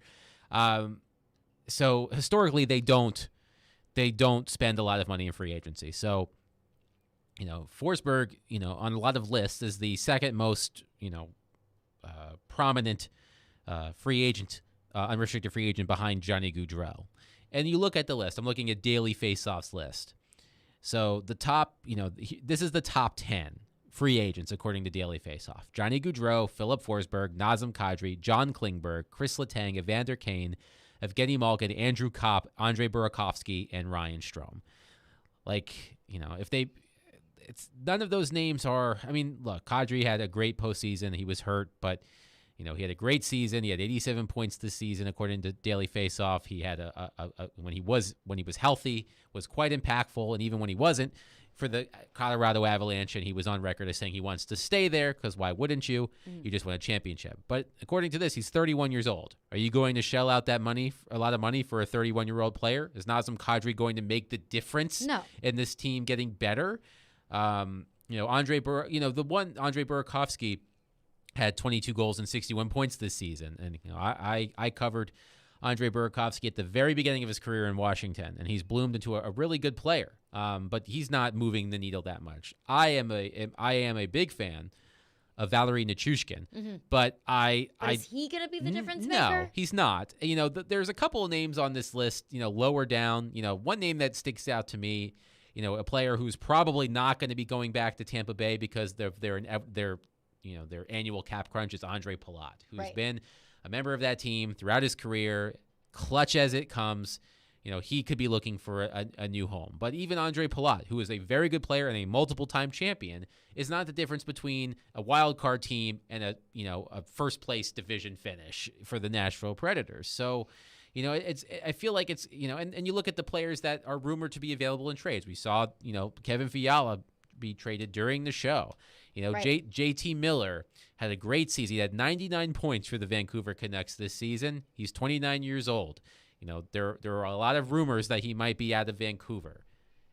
Are you banking on JT Miller having that kind of season again? Are you willing to commit long term? Actually, I'm sorry. He has one more season left on his deal, so you would be getting a player with a $5.25 million cap hit this season, and then after that, who knows? But are you banking on JT Miller having that kind of season again? It's when David Poile is at his best historically when he does something that you don't expect. 6 years ago today, we were all shocked when he traded Shea Weber for PK Subban, and that trade worked out perfectly for the most. It did. It worked out as perfectly as a trade could. PK Subban did great things for this organization and helped them get to places they had never been before. But since that trade, it's hard to imagine a trade that the David Poile made that's benefited this team. And so it's hard to say. It really is difficult to look at the landscape, look at the names that are rumored to be available, look at the free agents who will be available in a couple of weeks, and look at a player or players that makes this team unequivocally better. I floated a few weeks ago, what if things go south in Boston with David Pastrnak? You make that deal. And Willie and Darren disagreed with me because they thought my proposed trade was too rich, which was a first-round pick, a second-round pick, Tanner Jeannot, and one of the Predators' top 2 or 3 top second or third best prospects. I would even argue it could take more than that. It might, because Pastrnak is a great player. But unless you're that's the kind of player that makes you better. And no disrespect to Philip Forsberg whatsoever, but re-signing Philip Forsberg doesn't make you better. It makes you the same. Yeah, it makes you worse if you don't sign him. So it's better than the alternative of not. But re-signing Philip Forsberg doesn't make you all of a sudden a Stanley Cup contender. No, it doesn't. Bringing in a Pastrnak does. Yeah, I mean, there are multiple things about this team that need to be reworked, other than re-signing or not re-signing Philip Forsberg. This team needs second-line scoring. They need they need another scoring winger, probably more than one scoring winger, because Eeli Tolvanen and Luke Kunin did not cut it this past season. I believe that they need a top 4 caliber right-handed defenseman that can play with either Roman Josi or Matthias Ekholm, which would allow one of Alex Carrier or Dante Fabro to play on the third pair with Mark Borowiecki, presumably. Assuming Fabro will be on this team next season. Right. But I think that, I think in a perfect world, you have Josi and right-handed defensemen here, Matthias Ekholm and Alex Carrier, Mark Borowiecki, and Dante Fabro. I just think that Carrier and Fabro are solid, but I feel like they could use a defenseman that complements one. I mean, they could either have a defenseman that plays with Matthias Ekholm that gives them that shutdown pair that Ekholm and Subban gave them for a few years. You play someone with Roman that allows him to be more of the rover that he is. And that's how I feel about Carrier. Is I think he's a fine defenseman, but paired with Roman Josi on the top defensive pair, I don't think that he is equipped to do that. And I think Fabro, I know how Jared feels about Dante Fabro and Alex Carrier. I do not feel as strongly about either of them as Jared does. But Dante Fabro grossly did not meet expectations this past season. I think Fabro made incremental progress. I think he was a little bit better this season than he was the previous season. But it wasn't enough, I think. So that's why I think if you could move one of those two defensemen down to a third pair, easier matchups, I think it would benefit one of Carrier or Fabro in the long run. So, I mean, this team is not one or two players away. I think that's another thing that GMs often like to think of themselves. Oh, we're just one or two players away. And that's what David Poile says. This team is multiple players away. This team is like 3 or 4 players away, and that might be generous. I think that's low. Yeah. So I really, I'm not saying that David Poile isn't capable of making a splash, because he's done it many times before. But it's been a while, so it's hard to see him. It's hard to see him do that. And I feel like I've seen David Poile with this trend of moves that I like to call patchy moves, because they're not moves that actually get to the root of an issue or completely solve an issue, but they're like a Jeremy Lauzon trade. You bring in Jeremy Lauzon because you need defensive help. That doesn't bring in a young, prospect player that's able to be the core or the future core of your defense. That's just bringing in a player that you think is fine enough to throw in the defense and make this defense better for now. And then you have to sign him to a longer term deal because you traded a second-round pick for him. That is patching up a problem rather than bolstering up the problem itself. I would like to point something out that just crossed my Twitter timeline that's interesting. So we talked about Kevin Fiala being traded to the LA Kings and signing a new contract. So the Kings have just under $12 million in projected cap space, according to Cap Friendly, based on the Fiala signing. John Rosen, who worked for the LA Kings for about 10 years as their in-house reporter, who no longer works for them, tweeted, quote, "For what it's worth, I don't think the Kings are done. I'm looking at Philip Forsberg. Like Fiala and Arvidsson, he plays that fast, direct, hard game the Preds can play. Kings coaches, execs have acknowledged Nashville as an influence on what they want to do offensively." Do they have the room I don't to sign a Forsberg and a Fiala? I don't believe so. I mean, if they were to do that, then they'd have to make a lot of corresponding And moves. it would have to be a big flashy number for Forsberg to go to LA, I believe. Right. But, John worked for the Kings for a long time. I believe he covered them and worked for them when they won the Stanley Cup both times. So, he's plugged into that organization. I do think the Kings would have made sense. I have a harder time seeing that now that they've committed to Kevin Fiala. Stranger things have happened, though. 615-737-1025 is our phone number. We are right to your phones coming up next, I promise, because I know you guys have plenty of questions for Adam about the Predators. Before we do that, join 1025 and 1063 The Game and Newton Motor Group this summer to help kids in Middle Tennessee as we team up with Souls for Souls to provide shoes to children and experiencing homelessness in Nashville and the surrounding area. With school coming back, our goal is to raise $20,000, which will provide 1,000 pairs of shoes for kids, but we cannot do it without you. Please help however you can by going to thegamenashville.com/shoes. All donations will go directly to Souls for Souls to give shoes to children in Middle Tennessee experiencing homelessness. So let's do some good this summer, and thank you for your help. Again, that is thegamenashville.com/shoes. Newton Motor Group is a proud sponsor of Souls for Music City. Newton Motor Group, the best car deals in Nashville start at Newton. Robbie and Rex Road here on ESPN. Welcome into the DDC. Stone Company is delivered. There's a new way to hear 102.5 The Game. Nashville's best sports talk on 106.3 FM. From downtown Nashville to Spring Hill on I-65 and to Murfreesboro on I-24. You now have two choices to hear our great sports programming. Get the extra point, no problem. And the Nashville Predators. He scores! Check out 106.3 now and save it as a preset. From the Fox 17 News Code Red Weather Center. Our sunny and hot pattern will continue right into Thursday as we slowly introduce storm chances, beginning with a few on Thursday. Better chances developing by Friday. Highs remain in the low 90s. For Fox 17, I'm Chief Meteorologist Katie Morgan. This weather report brought to you by Hiller Plumbing, Heating, Cooling, and Electrical. Call the Happy Face truck today. Staples has everything you need for school at prices that won't hold you back. Don't send your kids back to school, send them forward at Staples, the working and learning store. The clock is ticking on Genesis Diamond's amazing finance offer. You have until 5 p.m. Saturday to take advantage of the hottest offer of the summer. 5 years, zero interest financing on practically everything in our showcases. Get in now and splurge. Maybe treat yourself. How about a stunning $12,000 designer ring, complete with a GIA diamond for just $200 a month? It's the smartest, easiest, and best way to buy. Nothing down and no interest for 5 years. But hurry, this incredible offer ends Saturday and will not be extended. Only at Genesis Diamonds, Green Hills and Cool Springs. On approved credit. Tennessee has lots of buried pipelines, so it's important to know the signs of a leak, like if you smell unusual odors or hear hissing. Ew. See bubbling earth or water, or dead or dying vegetation.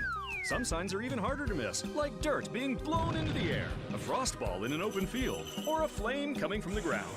If you see any of these signs, don't wait. Leave the area immediately and call 911 or your pipeline company. For more tips on pipeline safety, visit pipesafety.org. A message from the Tennessee Gas Association, Tennessee Association of Broadcasters, and this station. 102.5 The Game is teaming up with Newton Motor Group and Souls for Souls to provide shoes for children experiencing homelessness in Nashville and the surrounding area. With school coming back, our goal is to raise $20,000, which will provide 1,000 pairs of shoes for kids. Please help however you can by going to thegamenashville.com/shoes. All donations go directly to Souls for Souls to give shoes to children in Middle Tennessee. Thegamenashville.com/shoes.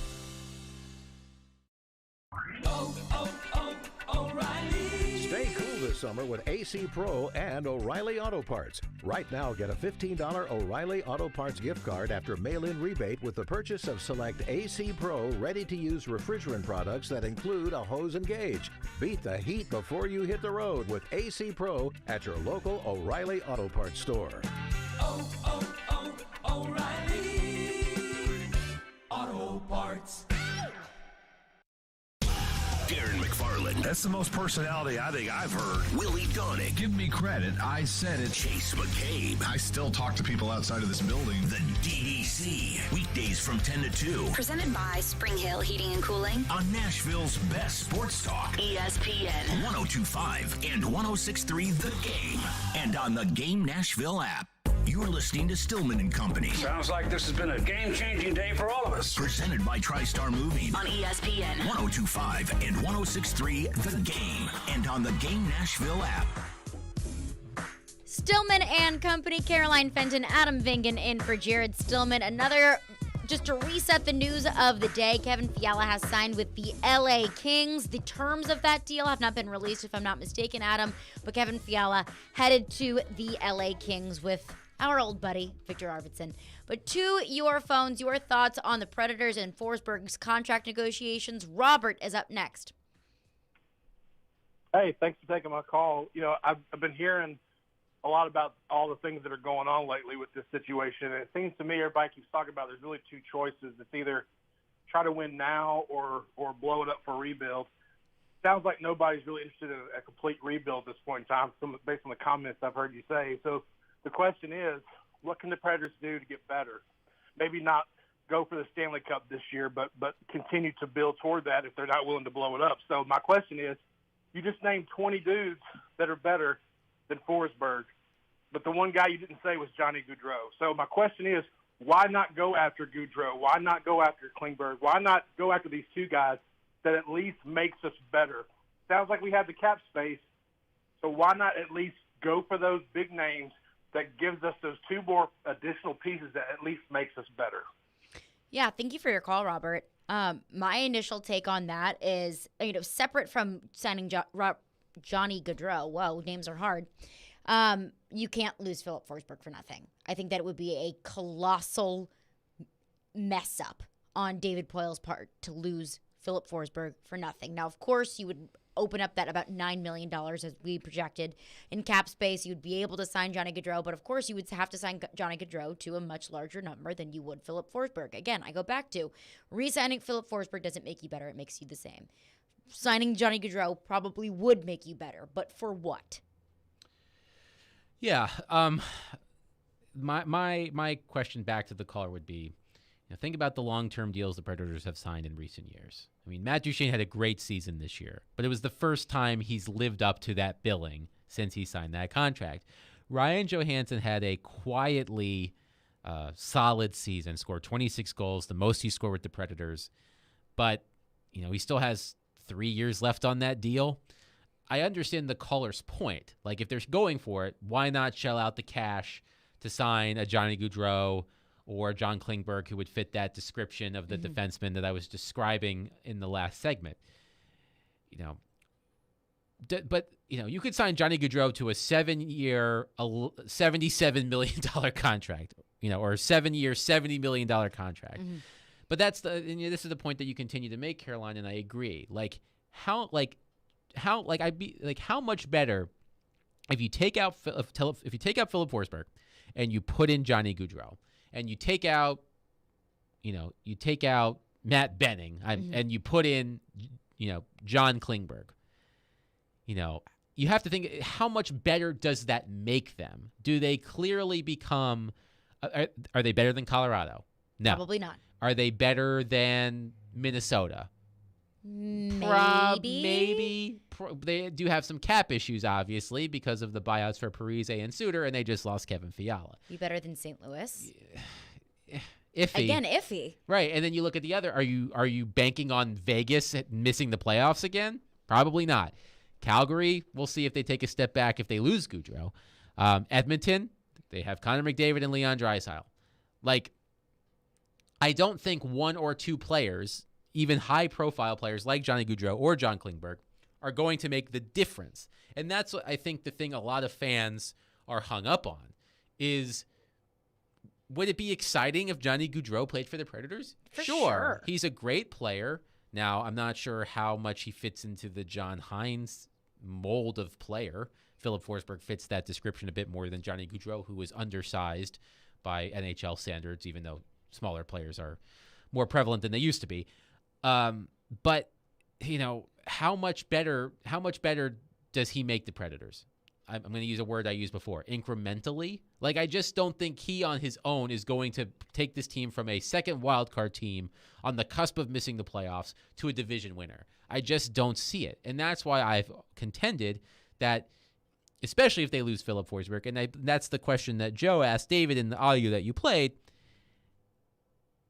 If you lose Forsberg, I really do think that the best course of action is to take a step back, but they don't want to do that. And I think that if you spend a lot of money on these players, and keep in mind, as I said, historically the Predators do not spend big in free agency.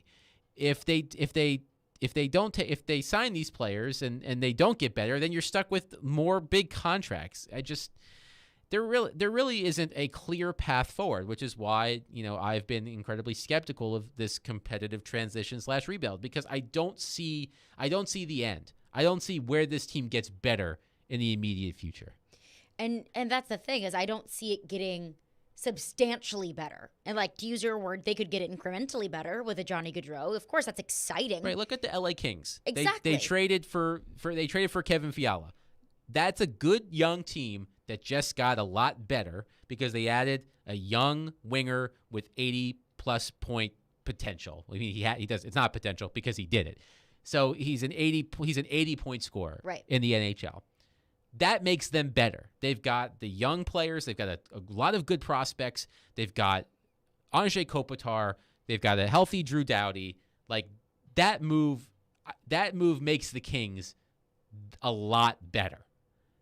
I don't see a high-profile free agent coming in here and making the Predator and seeing a similar improvement from what we've seen in recent seasons. They're not a Johnny Gaudreau away from being a Stanley Cup contender. Correct. Maybe a couple Johnny Gaudreaus away, but Yes. not a single Johnny Gaudreau. And No. then you're dishing out even more cash to get a Johnny Gaudreau that only makes you, to your point, incrementally better. Yes. But Taylor texts into the text line.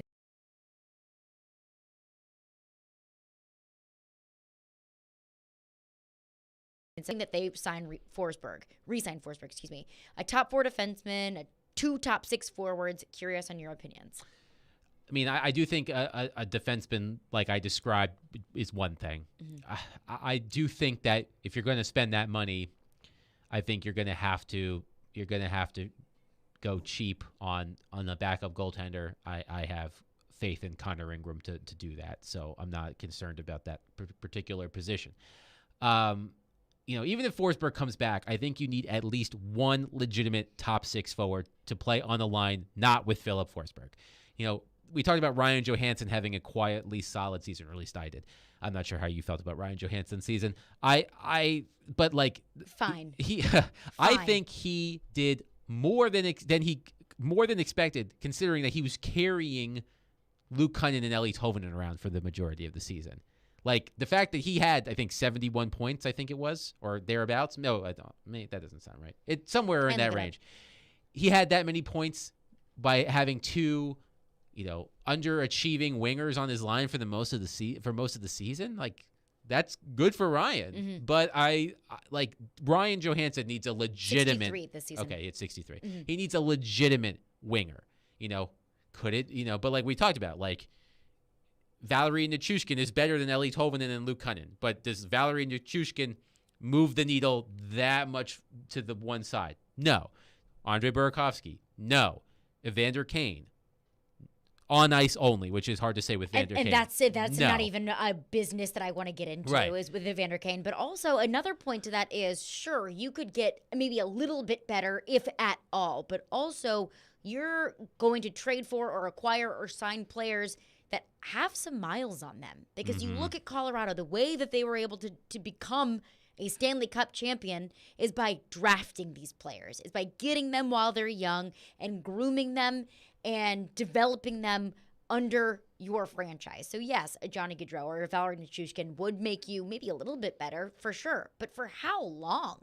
Because Johnny Gaudreau is how old? 26 years old? 27 years old? Well, by definition, he's got to be in his He's 1 late year 20s. older than Forsberg. So 28. So 28, I think. He will be 29 in August, so he will start the season at 29 years old. Okay, so you sign a 7-year contract for a guy who's 28, 29 years old. I don't want to age shame, but at 35, 36 years old, how good can you be?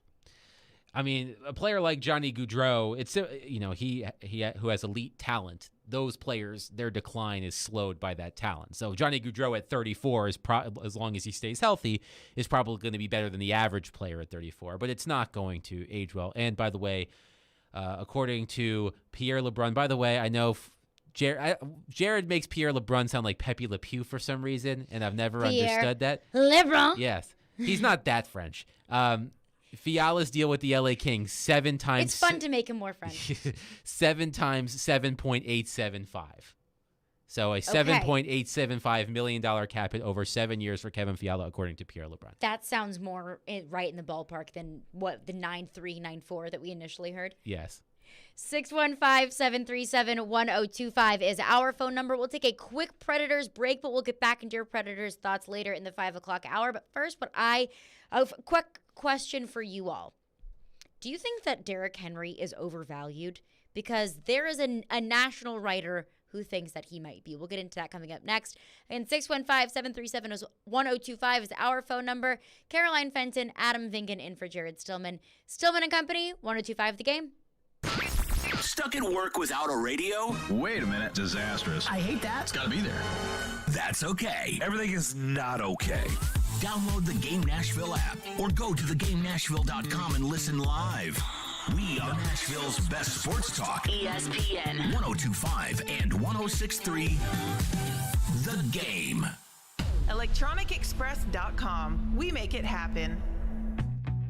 Hello, Nashville. Looking to save money on your wireless bill? You can when you choose Consumer Cellular. Sign up today and you'll get the exact same coverage as the leading carriers for half the cost.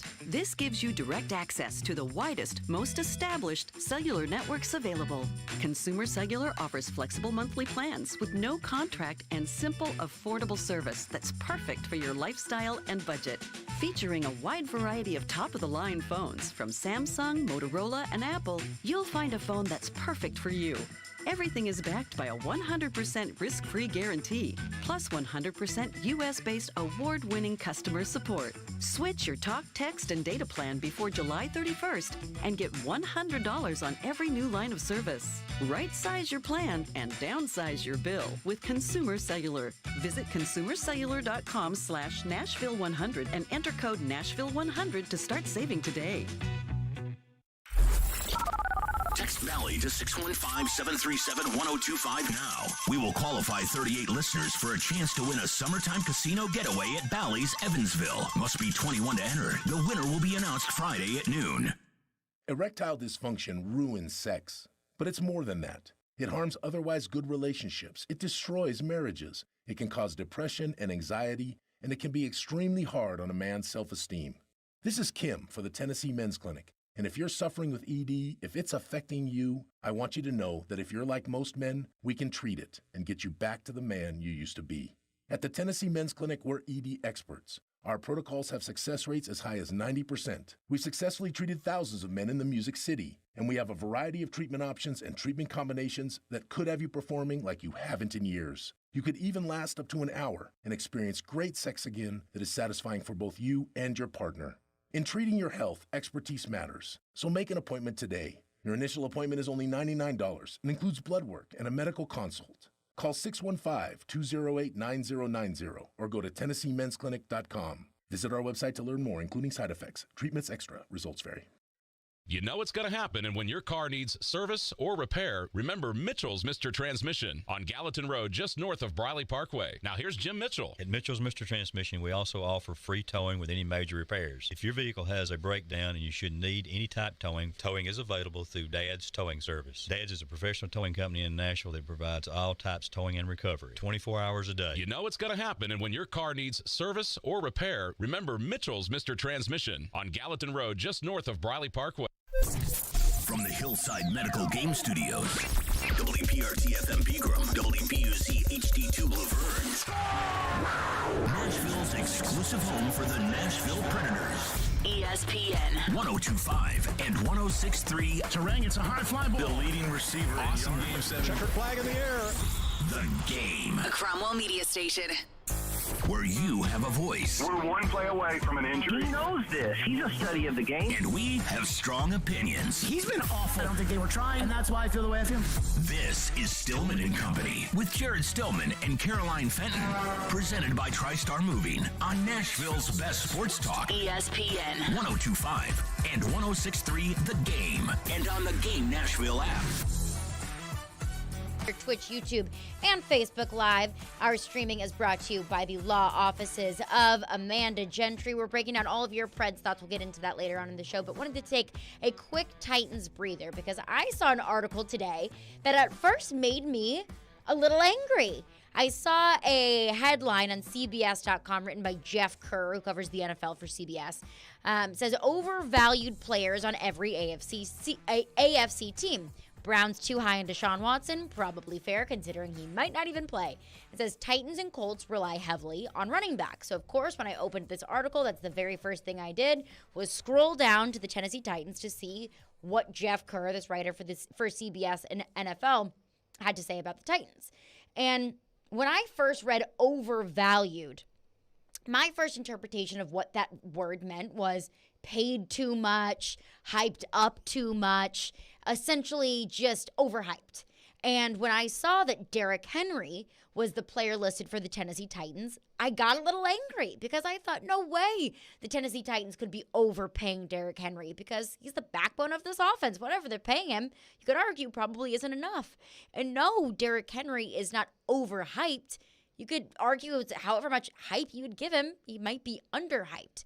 Derrick Henry has carried this offense for the past 2 to 3 years. Derrick Henry is the backbone of this offense. This offense would not be what it is without the ability of Derrick Henry. And then I started to read a little bit more, and I started to agree with Jeff Kerr a little bit more. He goes on to say, to define exactly what overvalue means. Says the definition of overvalue, according to Merriam-Webster, love it when they bring out a Merriam-Webster definition. What is this, a valedictorian speech? Yeah, the classic... Webster's dictionary defines success as... Defines memories. But it says, is to assign an excessive value to or value too highly, to place too much importance on. Goes on to say, in football, overvaluing a player can be determined in several different ways, and explains how Dan Marino may have been overvalued just because he was carrying that offense for so long.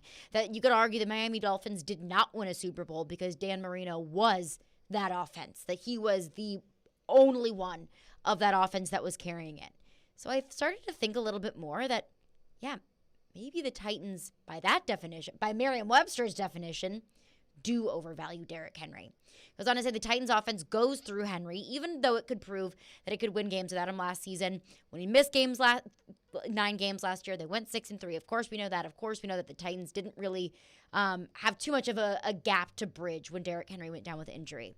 Goes on to say there's not a running back with more carries than Derrick Henry over the last 3 years with 900, with 4,500 rushing yards and 43 touchdowns over the last 3 years. And this is an argument or a conversation that I've had since Derrick Henry went down with injury, and that is what are the Tennessee Titans going to do when they inevitably can't count on Derrick Henry the way that they have in the past? And that's where I agree with Jeff Kerr, is that the Titans could be overvaluing Derrick Henry too much and relying on Derrick Henry too much and counting on Derrick Henry to be what he was and not what he is. And I'm not saying he won't be what he was, but I think that you can look at the evidence that we have and say, look, he's coming off of an injury. He's a 28-year-old running back, and history would show that running backs in the NFL start to decline around that age. Now, Derrick Henry is a Martian. Derrick Henry does things that other humans just can't do. So if there's somebody that could defy those odds, Derrick Henry could be that player. He could be that running back that is still elite into his 30s. But if the Titans really do overvalue him, like Jeff Kerr in the CBS article thinks that he does, that I think they might, if Derrick Henry does decline this year, then they absolutely are overvaluing him and overusing him. And then what's the backup plan from there?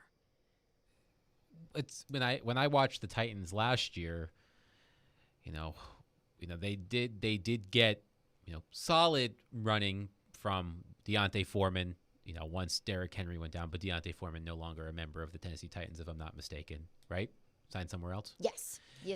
But what choice do the Titans really have now? I know that you and Jared have had this conversation. When you look at A.J. Brown, Julio Jones, and Anthony Ferkser versus Treylon Burks, Robert Woods, and Austin Hooper. Now, I would take the latter. You right, but but then Treylon Burks, what's question marks. Yeah, what's going on there? But you could say that the evil that you don't know is better than the evil that you right, know. and Austin Hooper is a more proven tight end than Anthony Ferkser, and has had big seasons in the past. And Robert Woods is a very good wide receiver. When I saw this article, when I was talking about overvalued, my mind immediately went to fantasy football because I'm a pretty prolific fantasy football player, and I was thinking to myself, okay, prolific. Yes. Wow. I think of myself as, okay, overvalued is a guy that I'm taking in the first round that's not going to pay dividends. Putting up single-digit stats each game. And you know where my mind went when I thought of that? It wasn't Derrick Henry. It was Christian McCaffrey. Oh, 100% overvalued. I think Christian McCaffrey is far more overvalued than Derrick Henry. As someone who had the first pick in his fantasy football draft last year and took Christian McCaffrey, I know that for a fact. But that's why I think the word overvalue is difficult here. Right. Because I went straight to, you're disrespecting Derrick Henry if you think that he is overvalued. But I think it's more so who is overused. Right. Well, when you look at the Titans offense, you have multiple question marks at quarterback. Ryan Tannehill had a down season last year. We all know what happened in the playoff game. He's getting older. The likelihood of him having the season he had a couple of years ago, the likelihood of that being repeatable is smaller. You lost your standout wide receiver. It was probably the right decision to trade him, but he's not here anymore. And in his place, you have a first-round pick that a lot of people compare to that standout wide receiver, but there are a lot of questions about his fitness and whether he's going to be ready to contribute right away. Then you have a receiver coming off of an ACL tear, which I know is not as serious as some other injuries, and he was out there at minicamp, and he seems to look good according to the people who are out there. Robert Woods. Yeah, Robert Woods is a good receiver. He's my prediction for wide receiver 1 this year. Austin Hooper is a solid tight end. He's an upgrade over Anthony Ferguson. Right. Yeah. But, Derrick Henry is unquestionably the best player on the team when healthy. And until the wheels fall off, I have to imagine that they're going to rely on him as heavily as they do. And, we'll see how he holds up this year. I'll be curious to see if they limit his carries at all, or or what have you. But if this team is to be successful on offense, they can't do it without Derrick Henry. Like I just don't see. We both agree that Robert Woods is a good receiver, but is he a top 10 receiver in the league? No. Top 15 receiver in the league? And it also begs the question, do you have question marks about the person who is throwing him passes? Exactly. So all Ryan Tannehill has to do is hand the ball to Derrick Henry. And smarter people who've covered this team, like Tehran, I'm sure can back this up. I feel like the one thing that also helped the Titans when Ryan Tannehill was having his good season was the play action. They got so much action out of the play action because you had to respect Derrick Henry. But without Derrick Henry, Deontay Foreman did not strike the same fear in opposing defenses as Derrick Henry. Absolutely not. I mean, the box is not going to be stacked for Deontay Foreman as it is for Derrick Henry. Now, all respect to Deontay Foreman because he was able to fill in that role just as good as anybody could. I mean, you look at the Cincinnati Bengals playoff game, for example. I want to say Derrick Henry had 64 yards, maybe Deontay Foreman had 62. So it was a very negligible difference. They contributed equally to that game. But to your point, this offense isn't successful if it doesn't go through Derrick Henry. So it comes to my next question is, what is the Titans' plan in the run game this year? How do they intend to use Derrick Henry? Are they approaching cautiously, or are they going to let the big dog eat? That's my question for you all, and a question that I want to get into coming up next. 615-737-1025 is our phone number. Caroline Fenton, Adam Vingan, and for Jared Stillman. Stillman & Company, 1025 The Game. Hey, it's Jared for the FanDuel Sportsbook app. This baseball season, turn Ks into cash and big hits into big wins with FanDuel Sportsbook. Right now, new customers can step up to the plate with a no-sweat first bet up to $1,000. Just sign up using the promo code JGM, place your first bet, and FanDuel will give you up to $1,000 back in free bets if you do not win. For me, I think right now the Braves are starting to kick into gear, and the Mets look like they may be slipping a little bit. FanDuel's got great promotions every day. It's a safe and secure app, and you get paid fast. There is no better place to bet America's pastime than on America's #1 sportsbook and my official sportsbook app. Just download the FanDuel Sportsbook app and sign up using the promo code JGM to get started with your first bet. Your no-sweat first bet up to $1,000. 21 and older and present, Tennessee. First online real money wager only. Refund issued is non-withdrawable site credit that expires in 14 days and restrictions apply. See terms at sportsbook.fanduel.com. Gambling problem? Call the Tennessee Red Line 1-800-889-9789.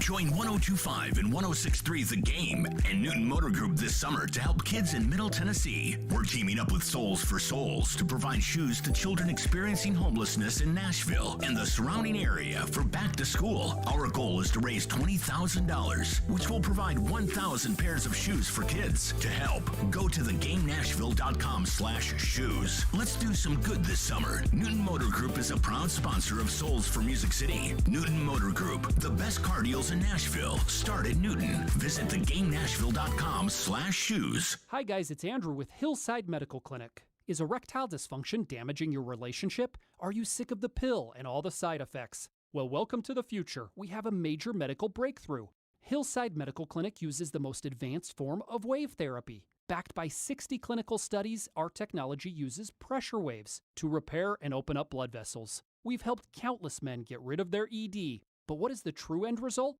Their relationship, even their lives, improve drastically. If you're ready to regain your love life, call us right now, and not only will the assessment and ultrasound be free, we'll also give you a gift that produces immediate results in the bedroom. It almost never fails. This is worth $550, and it's free to callers right now. 615-576-5000. That's 615-576-5000. Put a stop to your erectile dysfunction and experience what I call the happiness ripple effect. Call Hillside Medical Clinic now, 615-576-5000.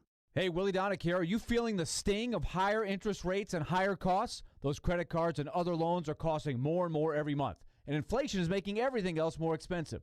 Your home can save you right now. Your home value is up, and there's a ton of cash in it that you can access with Loan Pronto. Loan Pronto specializes in zero-cost cash-out home refis. You can get tens of thousands in as little as 2 weeks. Pay off those 23% rate credit cards and other loans. Consolidate everything into one super low payment.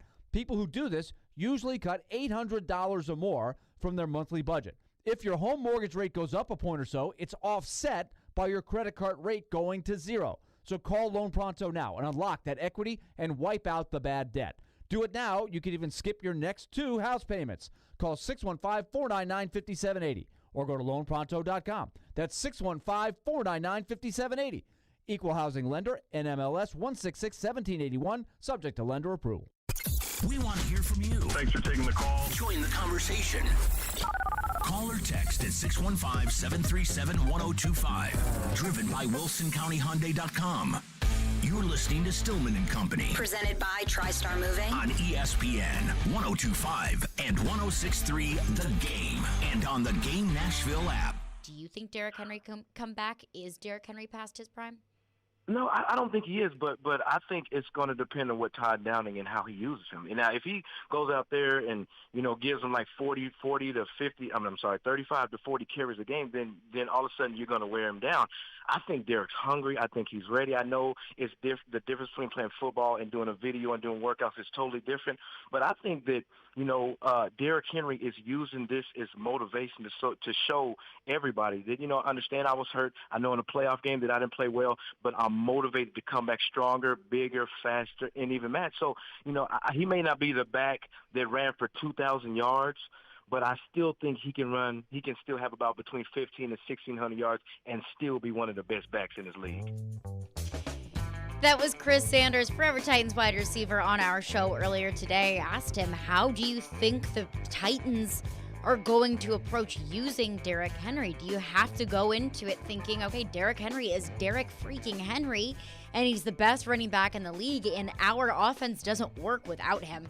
Or are the Titans going to take a little bit more of a conservative approach and say, okay, Derrick's coming off of an injury. Derrick's 28 years old. We can't rely on Derrick Henry too much. And I think the way that this offense is currently constructed, it has to rely on Derrick Henry. You can't go into this season thinking that Derrick Henry is going to take a step back. To take a page out of David Poyle's playbook, sure, they probably have a plan B, C, and D. I don't think that they drafted Hassan Haskins by accident. I think that they do have at least some sort of alternative plan in the run game.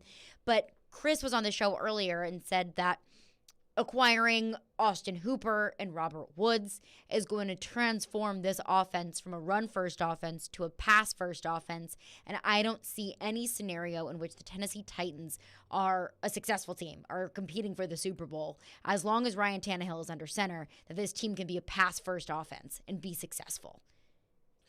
No, I would agree with that. And, Hassan Haskins, it's hard to transition away from a star running back like Derrick Henry to a rookie like Hassan Haskins. I mean, teams have done it. I'm not saying that Hassan Haskins is going to take Derrick Henry's job this year or ever, or at least not in the immediate future. No, but it's at least insurance. Yeah, I would, if I were a Titans fan, I would feel maybe a little bit better about this if Deontay Foreman were still around. I know that Dontrell Hilliard is still on the team, but. I think that Deontay Foreman was the right running back to take over for Derrick Henry when he was hurt. Where did he go? Did he go to Carolina? Houston? It was Carolina. Yep. Carolina. $2 million. So, which is chump change. So and look, Foreman might find himself in the same position, knowing Christian McCaffrey's injury history. The same thing, for fantasy owners, you should always take the Carolina Panthers backup running back. Like, that should always be. That's so fair. That should always Adam, be. you sound scarred from last year. Well, that's the second McCaffrey fantasy football mention. Yes. But I do think that, like, if you're going to handcuff, I think if you draft McCaffrey, you should also draft his backup. I think that's sound advice. So I think Deontay Foreman is going to get a lot of fantasy play this year. But anyway, that's not what we're talking about. I just, when you look at the Titans depth chart and you look at their wide receivers, so this is ESPN's depth chart. You've got Robert Woods, Treylon Burks, and Nick Westbrook-Akina. Then you've got, their backups are Des Fitzpatrick, Kyle Phillips, and Racey McMath. Then Cody Hollister, Mason Kinsey, Josh Malone. Like, Woods is, as we said, a good wide receiver.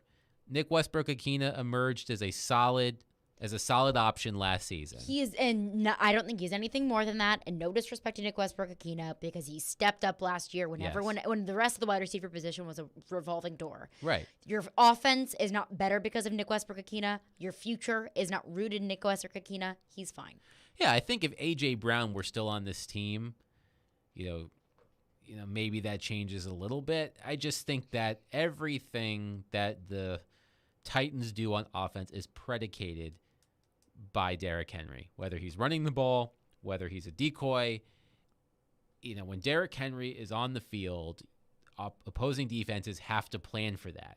And there aren't other players that strike that same fear on this team at wide receiver or running back or quarterback, than Derrick Henry. So, like you said, Derrick Henry is an alien. He is. There are few players or few human beings built like Derrick Henry who have his natural ability and just his build. So, maybe you feel a little bit better about him, holding up after the injury. Then again, sometimes that body can work against you because you're putting so much pressure on your feet that it can, it can work both ways, I guess. And that's the downside of being such a big specimen. Right. Is you're putting a lot of pressure on your feet, period, much less coming off of an injury. But again, we're referencing the CBS NFL article stating every overvalued player in the AFC, and overvalued meaning what I interpreted to be overused. And of course, Derrick Henry was listed for the Tennessee Titans. And I'll go on to say I don't blame the Titans for giving him that many carries, because what's the alternative? Because when Derrick Henry has the ball, that's when the Titans offense pops off at the best. But should the approach be different this year? I don't think that it should be. Will it be forced to be? Maybe. I'm not naive to think that Derrick Henry probably could take some steps back this year.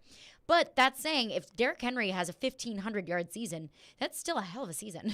Right. That's taking steps back from a 2,000-yard season 2 years removed, but a 1,500-yard season still sets up the Tennessee Titans for a ton of success. How long after did he did not finish with the league rushing did he win the rushing title last year? No, he did not. I believe Jonathan Taylor. Yeah, that's right. But, Jonathan Taylor. But Derrick like, Henry was still the rushing leader, I would say, for 4 weeks. That's what I was going to say. After he went down with injury. I was going to say, how long after he was injured was he still the leader? And you said maybe 3 or 4 weeks. But that's still a month. Considerable amount of time. That's still a month of action. That's a quarter of the season where he wasn't playing. When Jonathan Taylor was playing like an absolute monster. And everybody had to play catch up. Right. I mean, that's what's amazing about what Derrick Henry was doing in the early portion of the season. So, even from a novice like me, I just don't see a way that the Tennessee Titans can think that they can compete in the AFC if Derrick Henry isn't doing Derrick Henry things. Even if it's at 80% of Derrick Henry things, and unless he's doing what we have seen him do, the Titans don't really stand a chance. I mean, you look at what the Colts have done. I mean, Jonathan Taylor is the top running back in the league, probably. Someone has asked me this question before. Would you take Jonathan Taylor or Derrick Henry? And that's kind of a difficult question to answer. They're kind of different, right? Because I would take Jonathan Taylor right now, obviously, because he's younger and he's healthier. But if you ask me, however old Jonathan Taylor is, 24, let's say 25 years old. If you would ask me, would you take Derrick Henry at 25 or Jonathan Taylor at 25? It's very obviously Derrick Henry at 25. But right now, of course, it's obvious. Jonathan Taylor is a very, very talented running back and younger and healthier.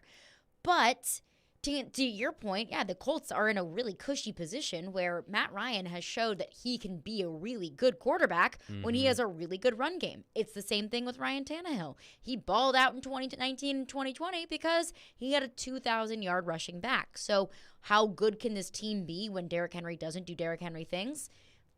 I mean, they're not going to be as successful as they have been. But I don't know how well this team can do when the Titans don't use Derrick Henry. Right. And look, you and I are both Saints fans, and we have seen Matt Ryan at the height of his powers playing for the Atlanta Falcons, and we've also seen bad Matt Ryan. Yes, we've also seen bad Matt Ryan, but think about when he had Devontae Freeman. Devontae Freeman had some excellent seasons behind Matt Ryan, and that's when Julio Jones was actually on the field. I think Tony Gonzalez was in there too at some point. I don't remember. I try not to think about the Atlanta Falcons. I try not to think about the Atlanta Falcons very much. But point being that Matt Ryan has shown that with a good running back, he can do a lot of damage, as most quarterbacks can, and he has Jonathan Taylor, and he's got Michael Pittman Jr. He's got a good receiver, and I know that you and Jared talked about this a lot when the trade was made between the Falcons and the Colts. I think that Titans fans should be scared of the Colts. This past season, say what you will about Carson Wentz. I mean, that team still was one game away from making the playoffs, right? If they didn't, they needed to beat the Jags to make the playoffs, right? Yes. And they didn't do that. They didn't do that, yeah. But they were still in a position to do that with Carson Wentz basically with no good legs for most of the season. So making questionable passing decisions, right? And now you have Matt Ryan, a perfectly competent quarterback. I think if the Colts are the betting favorite, it wouldn't shock me at all. 615-737-1025 is our phone number. We'll get back into your thoughts, back to your phones coming up next. But also, I want to get into it with Adam because we are officially 2 weeks away from Philip Forsberg Day, that if pen is not to paper, then Philip Forsberg is a free agent. So where are we at with contract negotiations? What is a contract that we could probably see come up between Forsberg and the Nashville Predators? We'll get into that coming up next. Plus your thoughts. Caroline Fenton, Adam Vingan in for Jared Stillman. Stillman and Company, ESPN 102.5 The Game. Hey, this is Roman Yossi, and this is Nashville. Going to the front of the net, he scores. What a gorgeous move. Roman Yossi. You're listening to the flagship of the Nashville Predators radio network, ESPN 102.5 The Game. This segment of ESPN 102.5 The Game is brought to you by Train Heating and Cooling Systems. Tested, retested, engineered, and re-engineered to keep up with you. We run together. Visit traininfo.com to find your local independent train dealer. Traininfo.com. It's hard to stop a train. Celebrate July 4th with huge deals from Electronic Express. Save big on summer necessities from brands like Charbroil, Yeti, Samsung, GE, Sony, and more. Electronic Express has huge savings in every department. Computers, appliances, 4K TVs, smart home, furniture, and more. Save up to 40% on all appliances with up to 36 months free financing. Shop in-store or online at electronicexpress.com and get free express delivery on most items. Electronic Express. We make it happen. Being present and in the moment for family activities was impossible because Will Burt was so focused on the constant pain in his leg. My wife likes to take walks. I always kind of dreaded going on walks because they hurt. The boys both play baseball. I coach their teams. I was going to do them and be in pain and be uncomfortable and kind of sacrifice my own health. An old Achilles injury left Will coping with agonizing pain until he discovered the natural biologic treatments at QC Kinetics. No surgery or steroids. The procedure took place in the office, and Will walked right out. I feel great. There's no pain. There's no tenderness. Patients like Will are feeling amazing and living their best lives. Ironically, just got off the golf course today, so I think that's a good telltale sign that the Achilles is feeling better. Don't be in pain another day. Call QC Kinetics for your free consultation. Call QC Kinetics, 615-249-4024. That's 615-249-4024. 615-249-4024.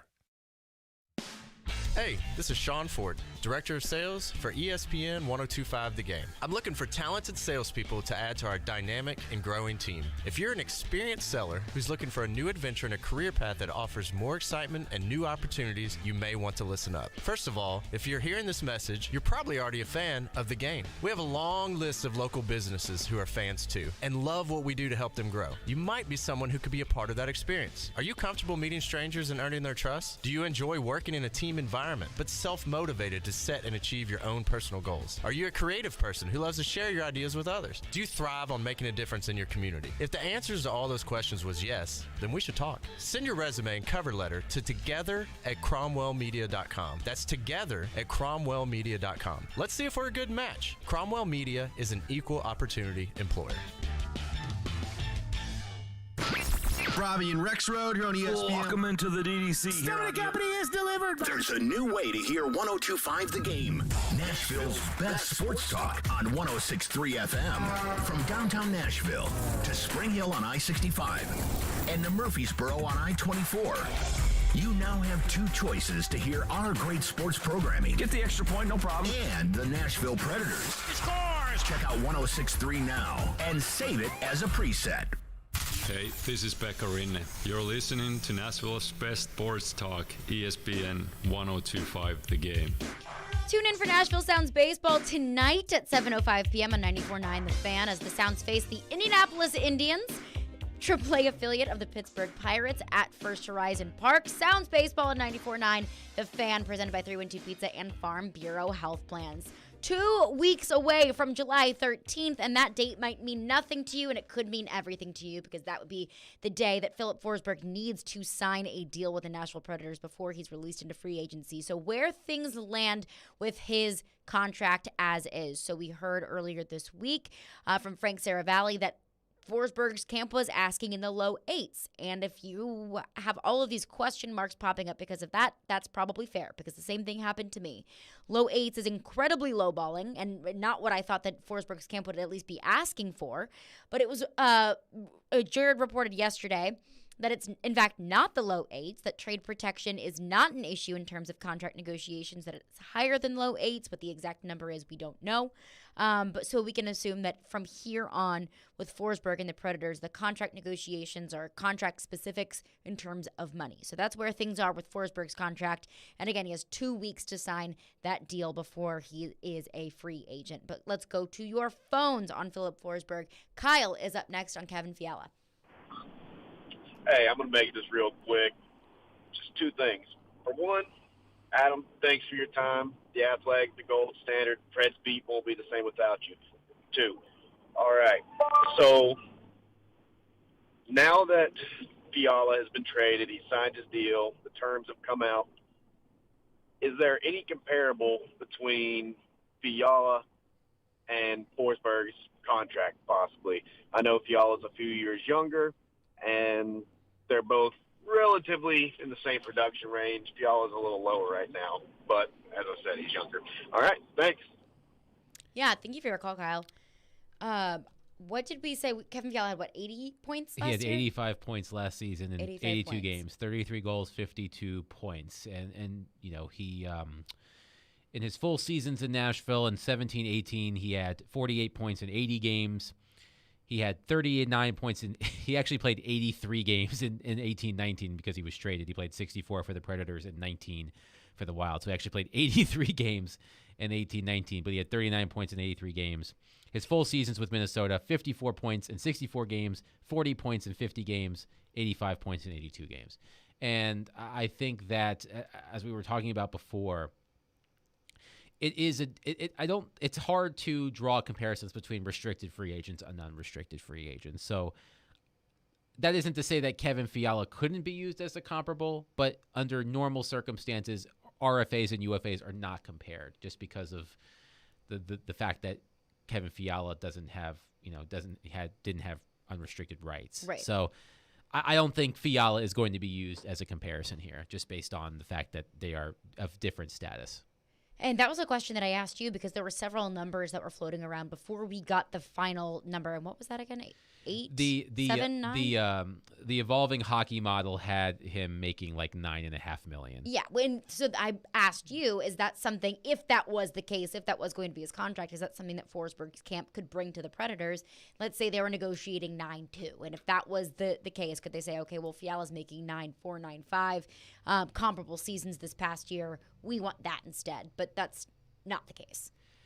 Yeah, I would have to, oftentimes when you talk to agents about these sorts of things, they always talk about how restricted free agents and unrestricted free agents are in different situations, so you can't really compare the two.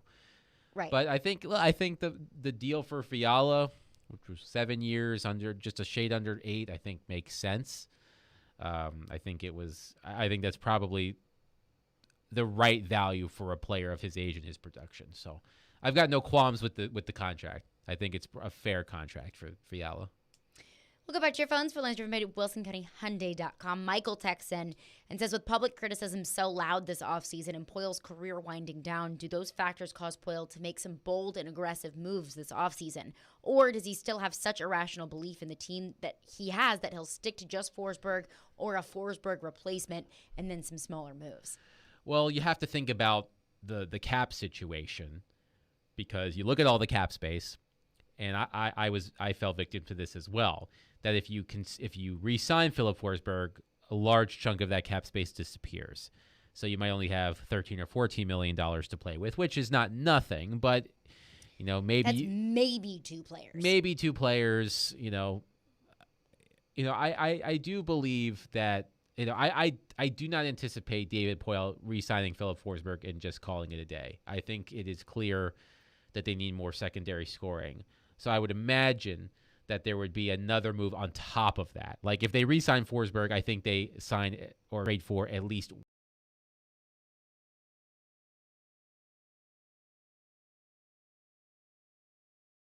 on Heinsohn at the end of the season.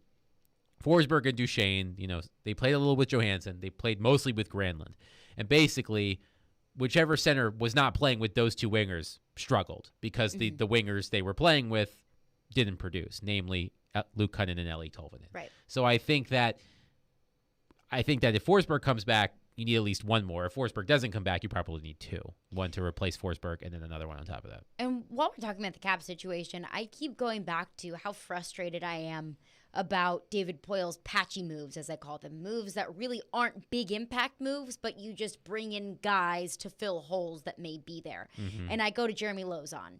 4 years, $2 million. You might look at that and say, well, that's not much. But $2 million. So the Predators, if they do sign Philip Forsberg to $9 million, it would be $14 million in cap space. Is that what we said? $14 million in cap space? Yeah, I Ish. can. Yeah, ish. I'll pull it up while I'll pull it up while you finish your thought. And adding $2 million onto that gives you so much more wiggle room to sign those high impact players. So $2 million here and there, yes, while it doesn't seem like a lot, it adds up over time. $14 million is maybe two players, but $16 million could be the difference between signing a player to a $7 million deal and a $7.5 million deal, an $8 million deal. And then you add in those other patchy moves that David Poyle brought in, of head scratcher moves that's money off the cap that inhibits you from signing players that could be $8.5, $9 million impact players. So these small moves that David Poyle is making, the $2 million moves, the $1 million moves here and there, and having players on the roster like Luke Cunnin that's making about $2 million a year and not contributing much, those add up, and those inhibit you from bringing in Forsberg plus other players that could make a difference. Well, one thing that's interesting, and we've talked about Frank Saravalli a lot, he's mentioned this a couple of times, and he's the first person I've seen mention it. So Philip Myers has an interesting contract. I think he's got 1 year left on his contract. But because of the way that the contract is structured, according to Frank, if a team were to buy out that contract, they would actually get a cap savings next season. I think of like $615,000, which may seem negligible, but it's not nothing. And it would sort of be canceled out because I think the following year they would lose that space. But I do think it's interesting, so cap friendly says $21.5 million thereabouts, but that includes Philip Myers being on the cap with a $2.55 million cap hit. That includes Matthew Olivier being on the roster, Michael McCarron being on the roster, though they make league minimum, so that can change. So if you take $9 million out and just leave everything as is, that's $12.5 million. So you can get one good player, maybe one average player out of that. I think it's going to take some creativity on the part of David Poyle to really improve this team, not just through free agency. And that's where the small moves start to make a difference. Kyle texts into the text line and says, I honestly, Poyle will use Fabro and one of Cunnin, Tolvanen, plus multiple high picks and a prospect to try and land a high-impact forward. Then sign a guy like Klingberg to play with Yossi. I think that's why Lozon got the deal for the third pairing, was to replace Fabro or Carrier, and I'm assuming Fabro. I would take us directly to the tip top of the cap and be his last big swing at a cup for his legacy. I don't know how they would make the money work, but it wouldn't surprise me. Yeah, look, the thing is when you look at those players, when you mentioned like Luke Cunnin is a restricted free agent, so he's under team control, but he didn't have a good season. Eeli Tolvanen didn't have a good season. No. Dante Fabro had, an average at best season, maybe just a hair Below above average. You and I differ on. I think differ on. Fabro, we season. Differ on. Carrier, I can be with you. Yes, I think that, and the thing, and I know Jared said this as well, but, with Carrier, he finished 10th in Calder voting. He was on the all-rookie team. If you want to sell high, go right ahead. But he's a good player for the money he's making, which is like $733,000 a season. I don't believe he belongs at the OC on the top pair, but I think he's fine. The Predators don't really what are their tradable assets on the roster actually? Like they really don't have that much. Philip Tomasino, do you want to trade Philip Tomasino now? I wouldn't. I would look at Philip Tomasino as being one of the brightest futures of this Predators team. Would you trade Tanner Jeannot? I would entertain the thought of it. So there's that's the tough thing too. Yeah, they don't really have there isn't that player on the team going back 7 years ago when they made the Ryan Johansson trade. You always kind of knew that more likely than not that Seth Jones was going to be traded because he was blocked on the depth chart by Shea Weber and Ryan Ellis on the right side of the depth chart. I think that's right.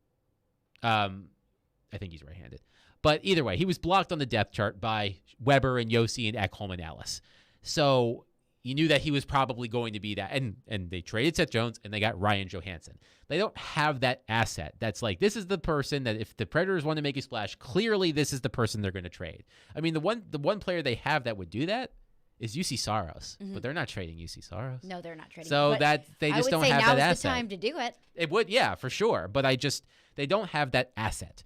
That would get they don't have that Seth Jones that can go out and get you Ryan Johansson. And that's the difficult thing is so many fans are saying, well, trade Cunnin, trade Tolvanen. Well, they didn't have good seasons. Other teams have to want them. Yeah, that's the thing. That's the thing with the trade is it makes a lot of sense to get rid of players who didn't have good seasons or bad players. But you have to have someone who's willing to acquire those players. And when they're bad players, nobody wants to acquire them.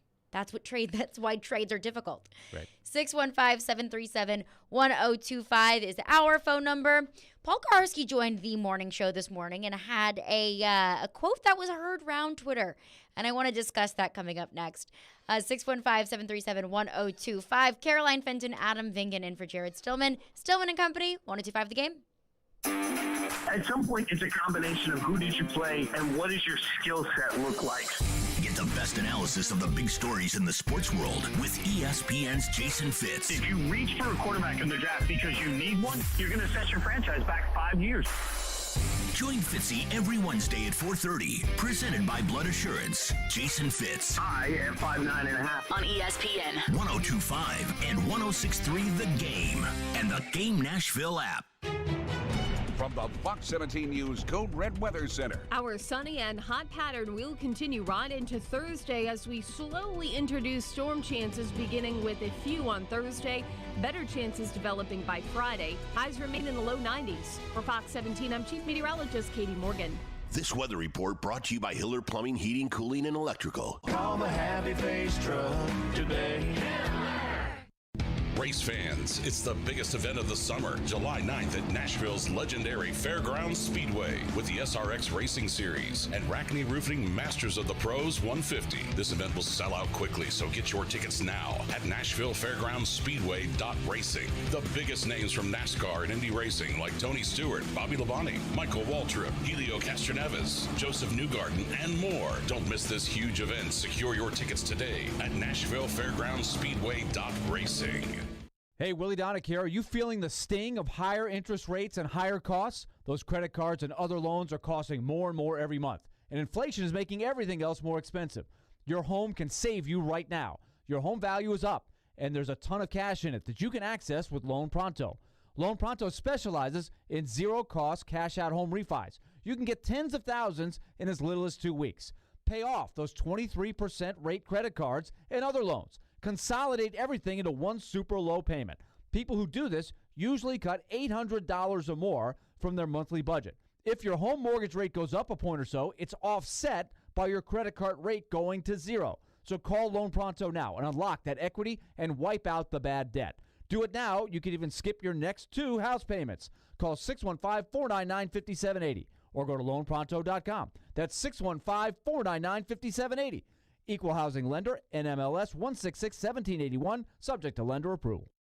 If you have certain chronic conditions such as heart disease, asthma, diabetes, and you're 19 years of age or older, 52, 36, 42, you may be at increased risk for pneumococcal pneumonia. Ask your doctor or pharmacist about getting vaccinated with Prevnar 20, pneumococcal 20-valent conjugate vaccine, a Pfizer vaccine that can help protect against pneumococcal pneumonia in just 1 dose. Prevnar 20 is approved for adults to help prevent infections from 20 strains of the bacteria that cause pneumococcal pneumonia. Continued approval may depend on a supportive study. Don't get Prevnar 20 if you've had a severe allergic reaction to the vaccine or its ingredients. Adults with weakened immune systems may have a lower response to the vaccine. The most commonly reported side effect was pain at the injection site. For additional common side effects and full prescribing information, please call 1-855-213-2138 or visit Prevnar20.com. I'm going to ask my doctor about getting vaccinated with Prevnar 20. Robbie Stanley. They get a lead in that game and just totally close the door. Joe Rexrode. If he plays next year, it's disastrous. Robbie and Rexrode. Mornings from 6 to 10 on Nashville's best sports talk. ESPN 102.5 and 106.3 The Game. And on the Game Nashville app. You're listening to Stillman and Company. Sounds like this has been a game-changing day for all of us. Presented by TriStar Moving. on ESPN 102.5 and 106.3 The Game. And on the Game Nashville app. Do you think homerism is a big problem in today's media? Like, how do you view the current state of media today in 2022? Let's set 10 minutes aside for this answer. It is a giant problem, a massive problem. Who is a legitimate reporter? Rexrode's not full-time on the Preds by any means. Who's the singular legitimate reporter on the Nashville Predators in Tennessee now after Adam Vingan? There isn't one. Yeah. There is not a single journalistic reporter covering the Nashville Predators in Tennessee who isn't cheering for them in the press box. That's not true. That's not true. Who is it? That was Paul Kaharski on Robbie and Rexrode this morning, and I will say, admittedly, I heard Robbie ask that question, and I instantly turned up the speaker in my apartment because I said, oh, buddy, I am excited to hear this. So I'm going to say this. Paul Kaharski, that was extremely exaggerated. I disagree that there is not a single person who covers this team, whether it's by, exclusively by the Predators beat or whether it's part of the repertoire of the teams that they cover in this local market. There's not a single one that isn't a cheerleader. That they're not sitting up in the press box, waving their blue and gold pom-poms, yelling, "Go team, go." But I will say, I do appreciate covering the team through a lens of criticism. I'm someone who's covered several teams before, teams that I'm a fan of and teams that I'm not a fan of. And it is hard to not root for those teams. It is hard to not outwardly ask for or want success for those teams. I want the Predators to win. I want the Titans to win. And sometimes it's hard to not be a fan. And sometimes it's hard to take your fan hat off. But it would not be doing the duty to you as a listener, as a sports fan, as a Predators or Titans or Nashville SC or Vanderbilt or Tennessee fan, whatever you might be. It would not be doing you a service by painting a picture through rose-tinted glasses. There are problems with the Predators. There are problems with the Titans. There are problems with teams in this market. And there are problems with several teams out of this market. And I appreciate media members who are able to dissect those problems, who are able to look at these teams through a completely non-biased view and give fair criticism. Now, of course, I think we're all guilty of being homers every once in a while. I think we're all guilty of maybe taking it too far sometimes. I think we're all guilty of that. But I heard Paul Kaharski today, and I reside somewhere in the middle, where I think that he went way too far. I think he exaggerated his point way too much. But I also appreciate criticism, and I appreciate a media corps that's able to ask the difficult questions, that's able to have the difficult discussions, because admittedly, those aren't always fun. It's not fun to sit up here and call for somebody to be fired. It's not fun to sit up here and say, well, I don't think the Titans are going to win the Super Bowl because Ryan Tannehill's not a very good quarterback. I feel like a lot of you in this market have known me long enough that I like things to be good and I like things to be happy and I like to look at things through a glass half full lens. But that's not always the case, and I wouldn't be doing you a service if I looked at things through that way. So my message to Paul is maybe provide a little bit more context, but my message to the media corps, not just here but everywhere, is don't be afraid to have those difficult discussions. I have a lot of respect for Paul. He's been at this for a very long time. As do I. Paul and I go about our jobs a little bit differently. Paul is comfortable and probably his best self when he's being confrontational, or which combative. I appreciate. I tend to be a bit more even-keeled when it comes to doing my job. But the difference is that Paul came up at a time where in a more traditional sense. He had to pay his dues and start at the bottom and do the grunt work in the journalism industry to get to where he is today. Now it's a bit different. I am a product of this new era. In the summer of 2010, I started a Washington Capitals blog before my senior year in college at American University.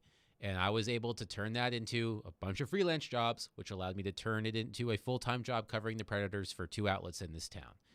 And you look at the media core that currently covers this team, the Predators, and a lot of people followed that same track. Robbie Stanley did. Justin Bradford did. Jeremy Gover did. Christopher Martel did. Alex Daugherty did. Michael Gallagher did. And I'm sure I'm missing people. But they came of age, and I came of age in a different era, in the internet era, where you could start a blog and have a voice.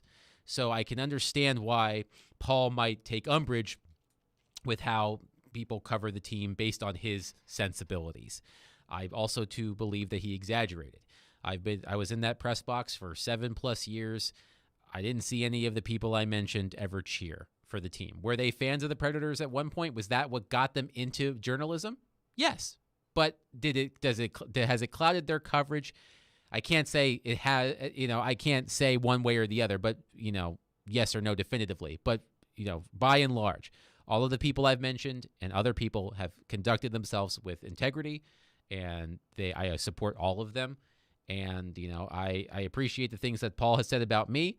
As I said, I respect him, so I appreciate what he has said about me, but I too also believe that he exaggerated. I think he's walked it back a little bit on social media. That's good, but it's a product of a different age. We came up in different eras. That's basically it. Very well said.